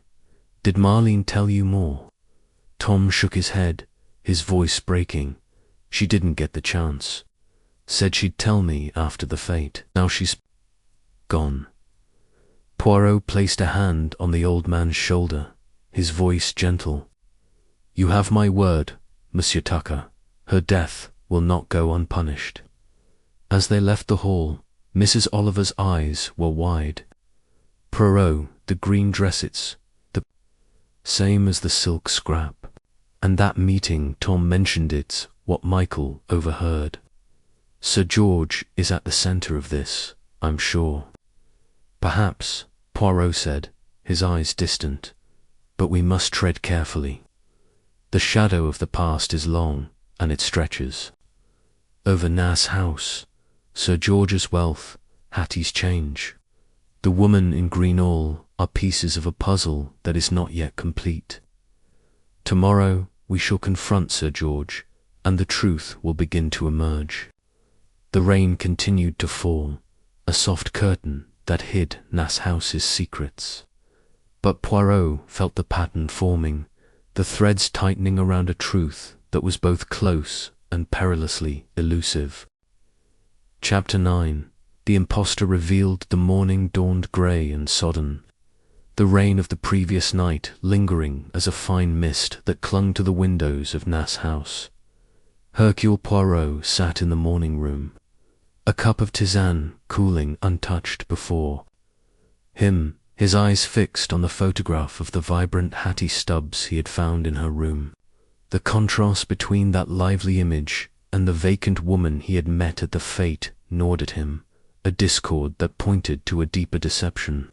Marlene Tucker's murder, Lady Hattie's disappearance, the tampered clues, the silk scrap, the whispered meetings, all were threads in a tapestry of deceit, and Poirot's little grey cells were weaving them into a pattern that was at last taking shape. Mrs. Ariadne Oliver burst in, her tweed coat damp, her face flushed with urgency. "Poirot, I've found something," she exclaimed, brandishing a crumpled letter. "I was going through my notes from the murder hunt, and this was tucked in with the spare clue sheets. It's addressed to Hattie, from me, sent months ago, when I first agreed to plan the fete, but it was never answered, and that's not like Hattie or the Hattie I thought I knew. She always replied promptly, full of enthusiasm. This was returned, marked undelivered." Poirot took the letter, his fingers tracing the faded ink. The address was correct: Nasse House, Devon, but the return stamp suggested it had been redirected, as if the recipient were no longer there. "Most curious, madame," he said, his voice low. "This supports a theory that has been forming. The woman we have known as Lady Stubbs may not be the true Hattie, but we must proceed with evidence, not supposition. I wish to see Sir George, and I will have photographs of his wife, older ones, from before their arrival here. Mrs. Oliver's eyes widened. You think she's an impostor? Oh, Poirot, it's like one of my plots, but far more sinister. Precisement, Poirot said, rising with a fluid motion. Come, we shall confront Sir George, and then I must speak with Inspector Bland. The net is tightening, madame. They found Sir George in the library, his robust figure slumped in an armchair, a decanter of whisky at his elbow. The jovial squire of Nasse House was gone, replaced by a man whose eyes were shadowed with dread. He looked up as they entered, his voice hoarse. Monsieur Poirot, Mrs. Oliver, any news of Hattie? The police have turned up nothing, and I'm at my wit's end. Poirot's gaze was steady, his tone courteous but unyielding. Sir George, I require your assistance. I need photographs of Lady Stubbs from the early days of your marriage, perhaps from your travels abroad. They may aid in our search. Sir. George's hand trembled as he set down his glass, his eyes darting to the door. Photographs. I don't see how that helps. Hattie's missing, not her picture. But I'll find some, if you insist. He rose, his movements sluggish, and left the room, promising to return. Mrs. Oliver whispered, He's nervous, Poirot. Did you see how he flinched? He knows something. Oui, madame, Poirot said, his eyes scanning the library. He fears the truth, but he cannot hide it forever. While he is gone, let us examine this room. Michael Wayman spoke of a secret conversation here, and there may be traces. They searched the library, Poirot's fingers brushing over bookshelves and desk drawers with methodical care. In a locked drawer, forced open with a letter opener, he found a small notebook, its pages filled with cryptic entries, dates, initials, sums of money. One entry caught his eye, Ellie Desk, K. Hugh Faby. The initials and location stirred a memory of Amy Folliot's mention of Sir George's South American ventures. He tucked the notebook into his pocket, his mind racing. Sir George returned, his face pale, clutching a small album. These are from our first year, he said, handing it to Poirot. Hattie and I, in London, Paris, a few from Brazil. Will they do? Poirot opened the album, his eyes narrowing as he studied the images. Hattie, or the woman called Hattie, was radiant, her smile full of life, her eyes bright with mischief. But the details were telling, a slightly different curve to the jaw, a higher forehead, ears that protruded just a fraction more than those of the woman at the fete. He compared them to the photograph from Hattie's room, and the discrepancies were unmistakable. Sir George, he said, his voice calm but commanding, this woman is not the same as the Lady Stubbs we have seen here. Who is she? Sir George's face crumpled, his hands shaking. What are you saying? That's Hattie, my wife. You're mad, Poirot. But Poirot's gaze was relentless. Nan, Sir George, I say that the woman who has lived here as your wife is an impostor, a carefully chosen actress playing a role. The true Hattie Stubbs is elsewhere, perhaps dead, perhaps hidden, and I believe you know this. The room fell silent, the only sound the soft patter of rain against the windows. Sir George sank back into his chair, his voice a whisper. You're wrong. Hattie's my wife. She's just changed, that's all.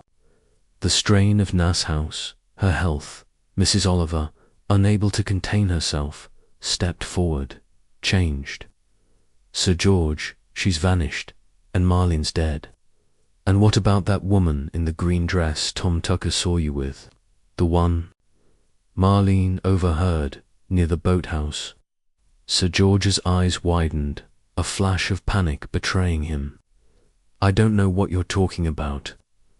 I've never, but Poirot raised a hand, his voice cutting through the denial.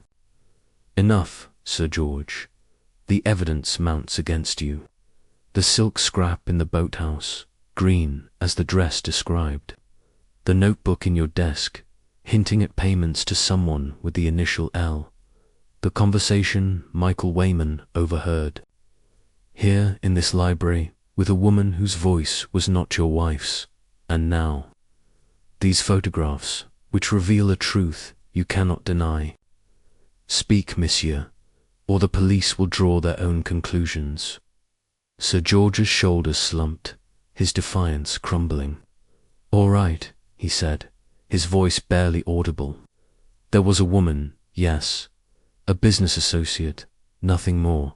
She came to discuss investments, late at night, to avoid gossip. But Hattie, she's my wife, I swear. I don't know where she is now, but she, est une impostor? Poirot's eyes gleamed, his mind slotting the pieces together. A business associate, you say? In a green dress, perhaps. And what of Marlene? Who overheard your secrets? Was she a threat, Sir George? One that had to be silenced? Sir George's face turned ashen. No, I had nothing to do with Marlene's death. I cared for that girl. She was part of the estate, like family. You have to believe me. Before Poirot could press further, Inspector Bland entered, his face grim. Monsieur Poirot, we've had a development. One of the groundsmen saw a woman in a green dress near the boathouse yesterday, just before the murder. Not Hattie, but someone else, moving quickly toward the river. And we found a boat missing from the jetty. Could be how she left. Poirot's mustache twitched, the silk scrap burning in his memory. A green dress, Inspector. It matches the scrap I found. And this woman, she is the key. Sir George, you will tell us her name, or we shall assume the worst. Sir George buried his face in his hands, his voice muffled. Her name's Laura Kendall. She's a friend, helped me with business in Brazil. She was here to discuss a deal, nothing more. She left before the fete began, I swear. Poirot exchanged a glance with Mrs. Oliver, whose eyes were wide with excitement. Laura Kendall, he repeated. And where is she now, Sir George? For if she is gone, and Lady Stubbs is gone, and Marlene is dead, the pattern is clear. An impostor has played the role of your wife, and this Laura Kendall may be her accomplice or her puppet master. Bland stepped forward, his notebook open. We'll track down this Laura Kendall. But Poirot, what's this about an impostor? Are you saying Lady Stubbs isn't who she claims? Poirot's voice was calm, his words precise. I say, Inspector, that the woman we have known as Lady Stubbs is not the Hattie of these photographs. She is an actress, hired to play a part, perhaps to conceal the true Hattie's fate. Sir George knows more than he admits, and we must press him until the truth is laid bare. As Bland took Sir George aside for further questioning, Mrs. Oliver clutched Poirot's arm. An actress, Poirot. It's diabolical. But why, and where's the real Hattie? Poirot's eyes were distant, his mind a whirl of connections. That, madame, is the final piece. The real Hattie may be dead, her fortune claimed by Sir George and his accomplice. Marlene, poor child, overheard their plans and paid the price. But we are close, very close, to the heart of this deception. The rain outside intensified, a storm brewing over Nasse House. But Poirot felt the clarity of truth approaching, as inevitable as the tide. Chapter 10. The motive unravelled. The storm that had threatened Nasse House all morning broke with a vengeance. Thunder rolling across the Devon hills as rain lashed the windows of the drawing-room.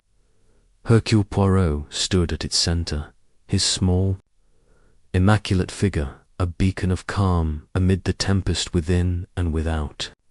The household had been gathered at his request. Sir George Stubbs, pale and haggard; Miss Brewis, her efficiency frayed by strain; Amy Folliot, her eyes heavy with unspoken grief; Captain Warburton, his charm subdued; and Michael Wayman, his sketchbook clutched like a shield. Mrs. Ariadne Oliver hovered at Poirot's side, her usual exuberance tempered by the gravity of the moment. Inspector Bland stood by the door, his notebook open, his men stationed discreetly outside. The air was thick with tension. The weight of Marlene Tucker's murder and Lady Hattie Stubbs's disappearance pressing on every soul. Poirot's eyes, sharp as polished steel, moved over the assembled faces, reading their secrets in the flicker of a glance, the tightening of a jaw.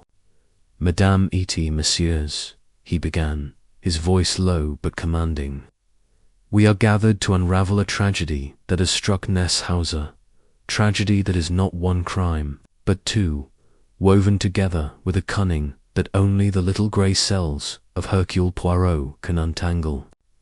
Sir George stirred, his voice hoarse. "Monsieur Poirot, this is unbearable. My wife is missing. A girl is dead. Surely you don't think anyone here is responsible?" Poirot raised a hand, silencing him. "Patience, Sir George. The truth is a delicate thing, but it will not be denied. Let us begin with the facts. Marlene Tucker, a young girl chosen to play the victim in Madame Oliver's murder hunt, was found dead in the boathouse, her throat cut, her role in the game turned to grim reality.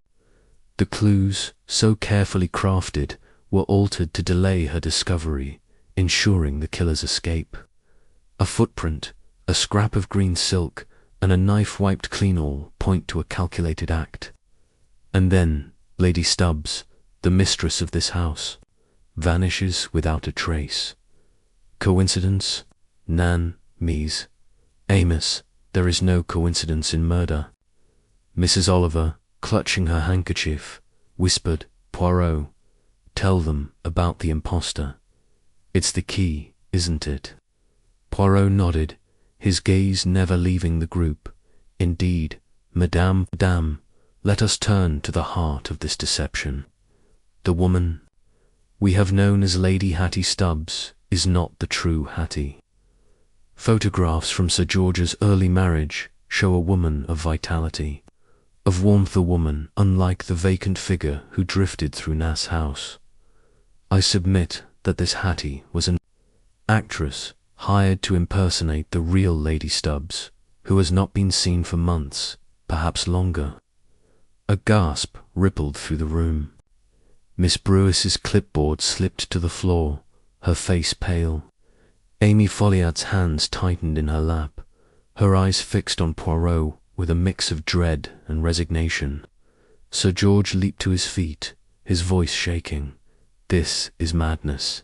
Hattie is my wife. You've no proof, Poirot."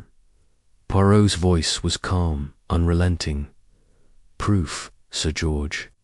I have it. The photograph from your wife's room, so different from the woman we met. The letter Madame Oliver sent, returned undelivered, as if Hattie Stubbs no longer existed here. The silk scrap, green as the dress seen near the boathouse where Marlene was killed, and the notebook in your desk with entries suggesting payments. To a woman, L, in Rio Laura Kendall, perhaps your so-called business associates." Sir George's face crumpled, his hands trembling. "Laura, she's nothing to do with this. She helped me with investments, that's all." Eyes gleamed, his voice cutting through the denial. "Nan, Sir George, Laura Kendall is more than a business associate. She is your accomplice, your lover, and the architect of this charade. Let me tell you what I believe happened. The real Hattie Stubbs, a woman of wealth and beauty, was an obstacle to your ambitions. Her fortune, tied to Nasse House, was yours, only through marriage. So you devised a cruel, brilliant plan. You disposed of the true Hattie, perhaps abroad, where your travels provided cover. Her body, hidden or destroyed, would never be found. In her place, you brought an actress, trained to mimic her, to maintain the illusion of a happy marriage, while you and Laura Kendall prepared to claim the fortune.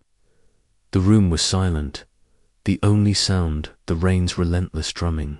Captain Warburton shifted uncomfortably, his charm replaced by unease. Michael Wayman's eyes were fixed on Poirot, his knuckles white around his sketchbook. Miss Brews's breath came in short gasps, her loyalty to Sir George warring with the dawning truth. Poirot continued, his voice steady. But there was a flaw in your plan, Sir George. Marlene Tucker, a simple girl who loved to listen, overheard your secrets. Perhaps she saw you with Laura, heard your plans in the library or near the boathouse. She became a danger, a loose thread that could unravel your scheme. So, during the fete, when the murder hunt provided the perfect cover, you lured Marlene to the boathouse, strangled her with the scarf, and cut her throat to ensure her silence. The tampered clues, altered to delay discovery, were your work or Laura's to give you time to escape suspicion. Sir George's voice was a strangled cry. No, I didn't kill her. I cared for Marlene. She was like family. Like family. Poirot's tone was sharp. Yet she died, and your wife, the false Hattie, vanished at the same moment. I believe the actress, her role complete, fled with Laura Kendall, perhaps in the missing boat from the jetty, the green silk, the woman seen near the boathouse. All points to Laura, your partner in this crime. Amy Folliot spoke at last, her voice trembling but clear. Monsieur Poirot, is it true? Was Hattie not Hattie? I sensed a change in her, but I couldn't believe. Her words broke off, tears welling in her eyes. Poirot turned to her, his tone gentle. Madame Folliot, you loved this house and its mistress. Your heart saw what your mind could not accept. The real Hattie is gone, likely murdered months ago, her death concealed by this impostor. But your loyalty to Nasse House has helped us see the truth.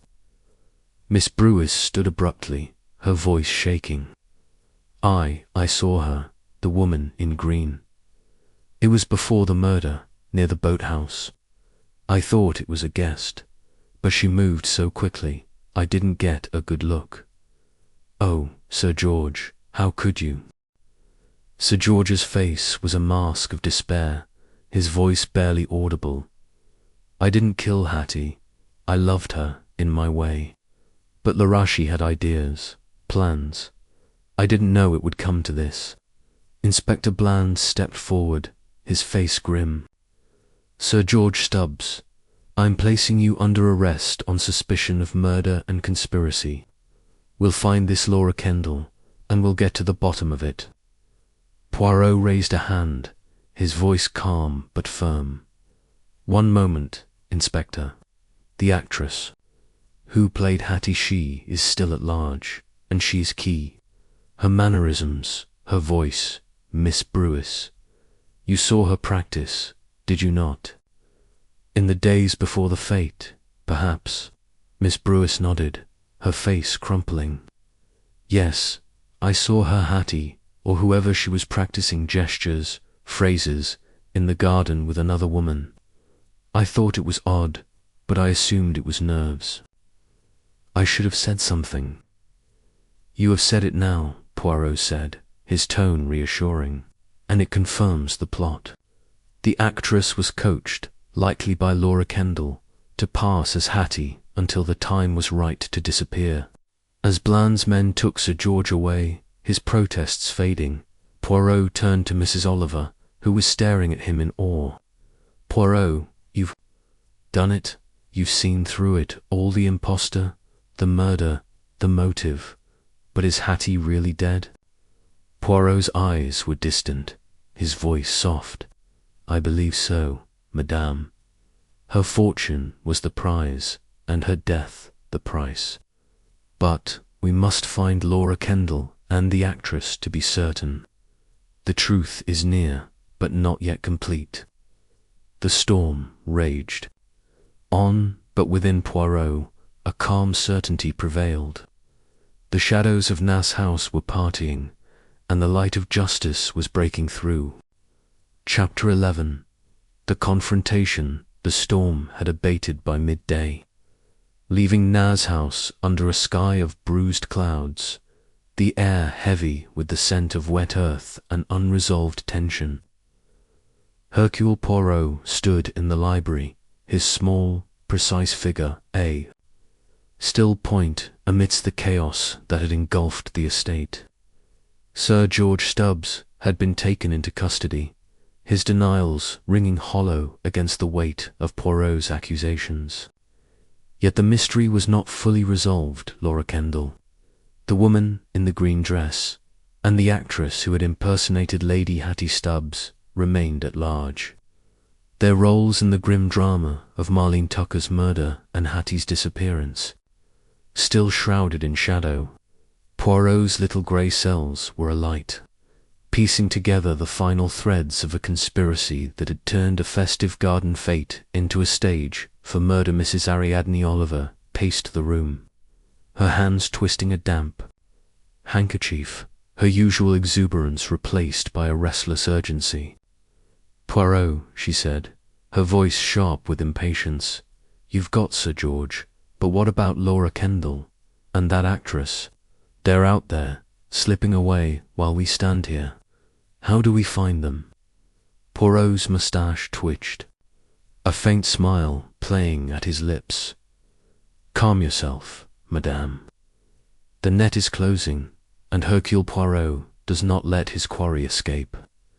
Inspector Bland is tracing Laura Kendall, and the actress she cannot hide forever. But first, we must solidify our understanding of the plot. The confrontation with Sir George has revealed much, but there are still secrets held by those who remain." He turned to the door as Inspector Bland entered, his face etched with fatigue but lit with a spark of triumph. "Monsieur Poirot," he said, "we've had a breakthrough. A fisherman in the next village reported seeing a woman matching Laura Kendall's description, tall, dark-haired, in a green dress boarding a train yesterday evening, just after the murder. She was with another woman, younger, blonde, who could be our actress. They were headed toward Exeter. My men are checking the stations now, and we've got a name for the actress, Ellen Marsh, a minor stage performer from London with a history of taking on flexible roles." Poirot's eyes gleamed. "Excellent, Inspector. Laura Kendall and Ellen Marsh, these are the missing pieces.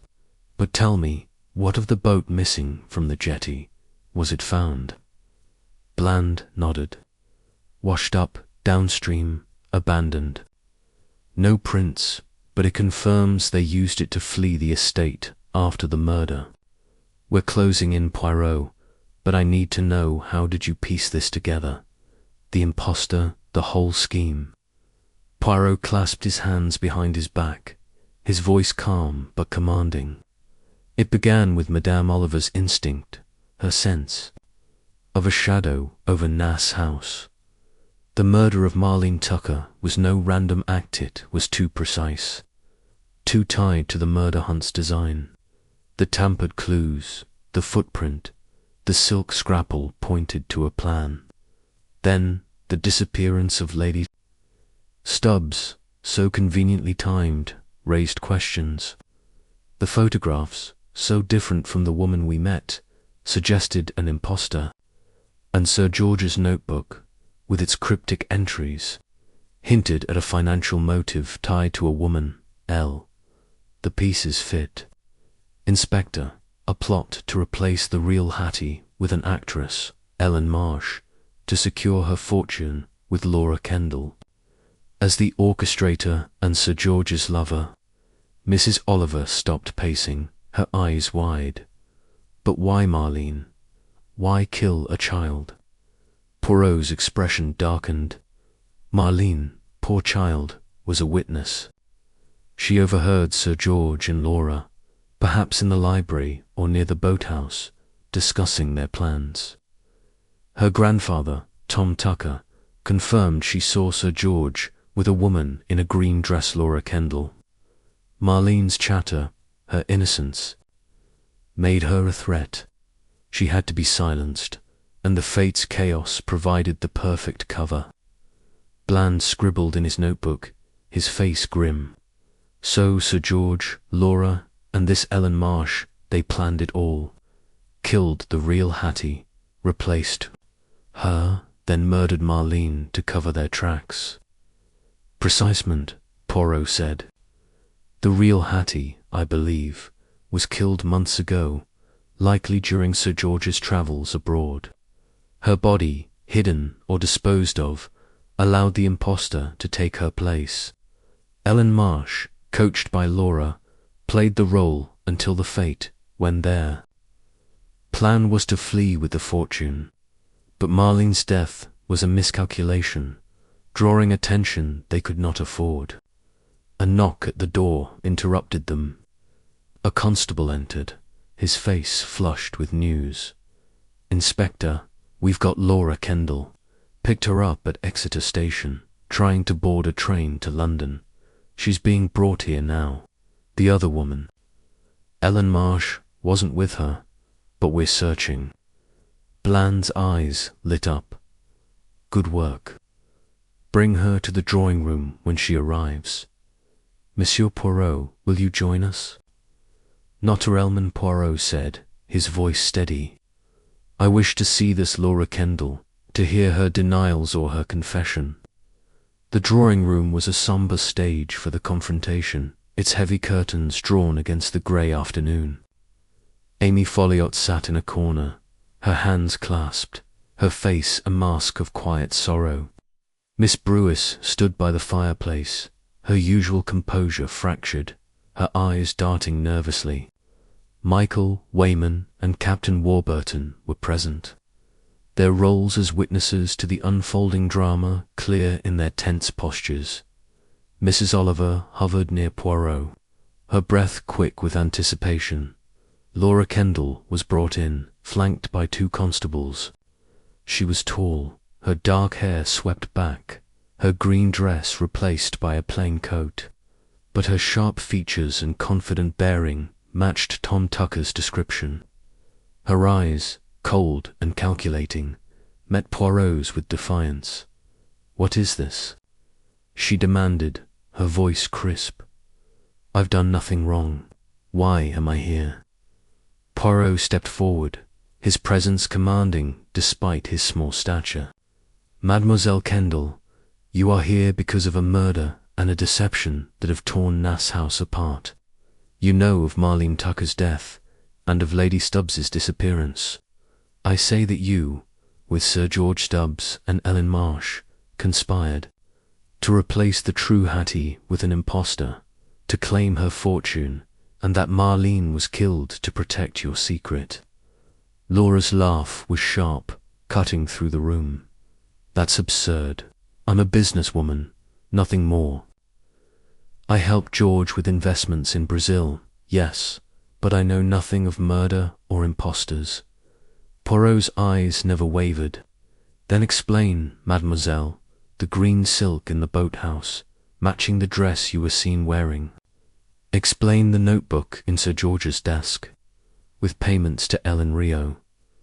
Explain the conversation Michael Wayman overheard, your voice arguing with Sir George about keeping up appearances, and explain why you fled with Ellen Marsh, the actress who played Hattie after Marlene's death. Laura's composure faltered, her eyes flickering to the door. I don't know what you're talking about. I left because my business here was done. Ellen, I barely know her. But Poirot's voice was relentless. You lie, mademoiselle. Ellen Marsh was coached by you to impersonate Hattie Stubbs. Miss Brewis saw them practicing, perfecting the role. Marlene overheard your plans, and you killed her to silence her. The boat, the tampered clues, your flight to Exeter all point to your guilt. Amy Folliot's voice broke the silence, trembling but clear. Is it true, Laura? Was Hattie, my Hattie, killed for her money? Laura's eyes flashed, but before she could speak, Miss Brewis stepped forward, her voice shaking. I saw it, Monsieur Poirot. I didn't want to believe it, but I saw Ellen practicing Hattie's laugh, her walk with Laura in the garden. I thought it was innocent, but now, oh God, I should have spoken sooner.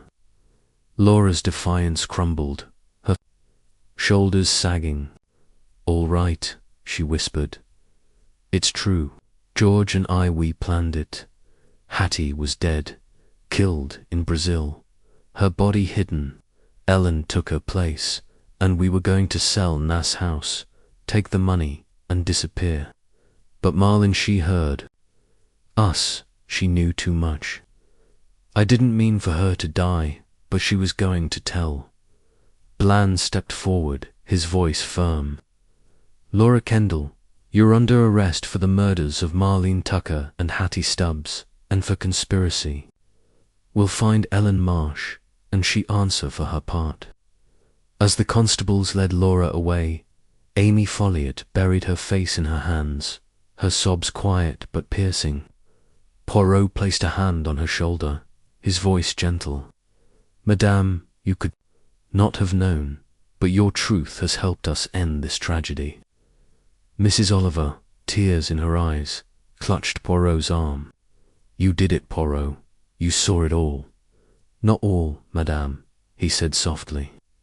Ellen Marsh remains, but the truth is clear. The shadow over Nasse House is lifting. Chapter 12. The little grey cells triumph. The rain had ceased, and a tentative sun broke through the clouds, casting a pale light over Nasse House. The estate, so recently a stage for deception and death, seemed to breathe again, its gardens stirring with the promise of renewal. Hercule Poirot stood on the terrace, his patent leather shoes gleaming, his cane resting lightly in his hand. The air was fresh, carrying the scent of damp earth and roses, and for a moment the weight of the tragedy that had unfolded seemed to lift.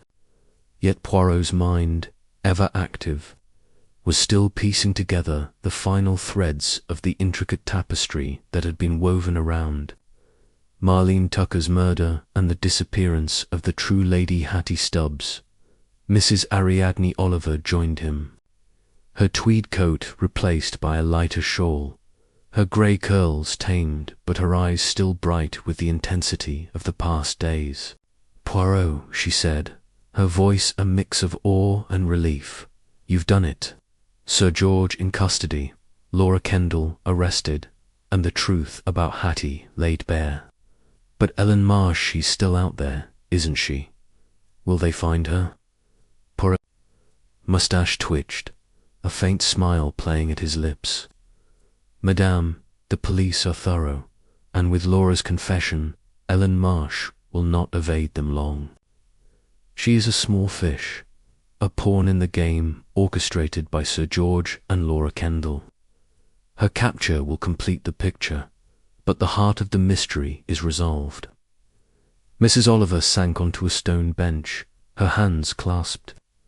How do you do it, Poirot? How do you see what we all miss? The imposter, the motive, the way it all fit together. It's like you saw the script before I even wrote it. Poirot turned to her, his eyes gleaming with quiet satisfaction. It is the little grey cells, madame. They observe, they arrange, They seek the pattern where others see only chaos.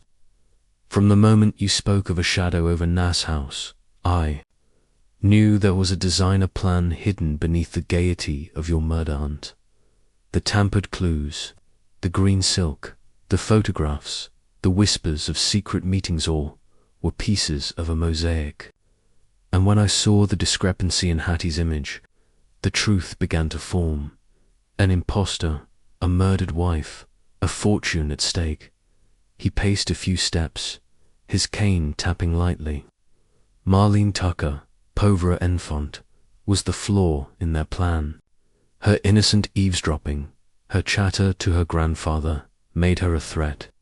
Laura Kendall, with her cold ambition, struck her down, using the fate's chaos to mask the crime. The actress, Ellen Marsh, played her part to perfection, but her flight with Laura betrayed them. Sir George, driven by greed and love for Laura, was the puppet master, but even he could not foresee the unraveling. Mrs. Oliver shook her head, her voice soft. And poor Amy Foliage. She loved Hattie, didn't she? To think she lived with that impostor, never knowing. Oui, Poirot said, his tone gentle.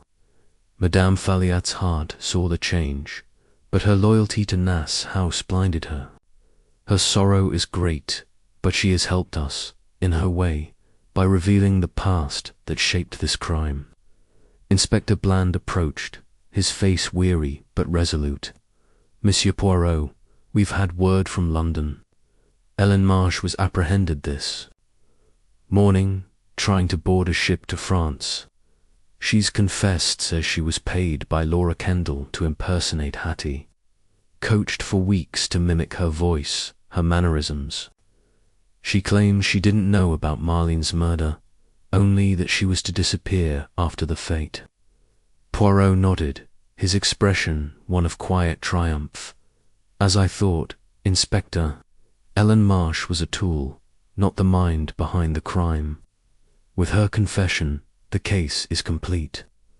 You have done well. Bland managed a tired smile. It's you who did the heavy lifting, Poirot. Without your, what do you call them, little grey cells, we'd still be chasing shadows. Poirot inclined his head, his humility genuine but tinged with pride.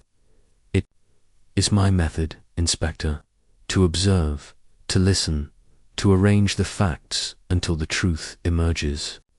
The shadow over Nasse House was a dark one, but it has been dispelled. Mrs. Oliver rose, her eyes misty. And what now, Poirot? The fate's ruined, the house tainted. Will Nasse House ever recover?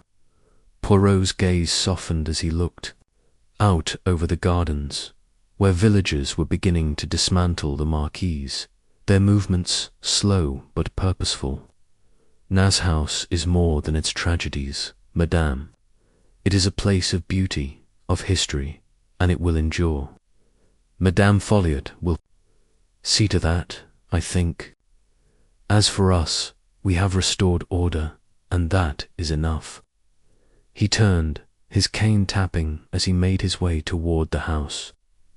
Come, Madame, I must prepare for my return to London. The train awaits, and Hercule Poirot has other puzzles to solve. Mrs.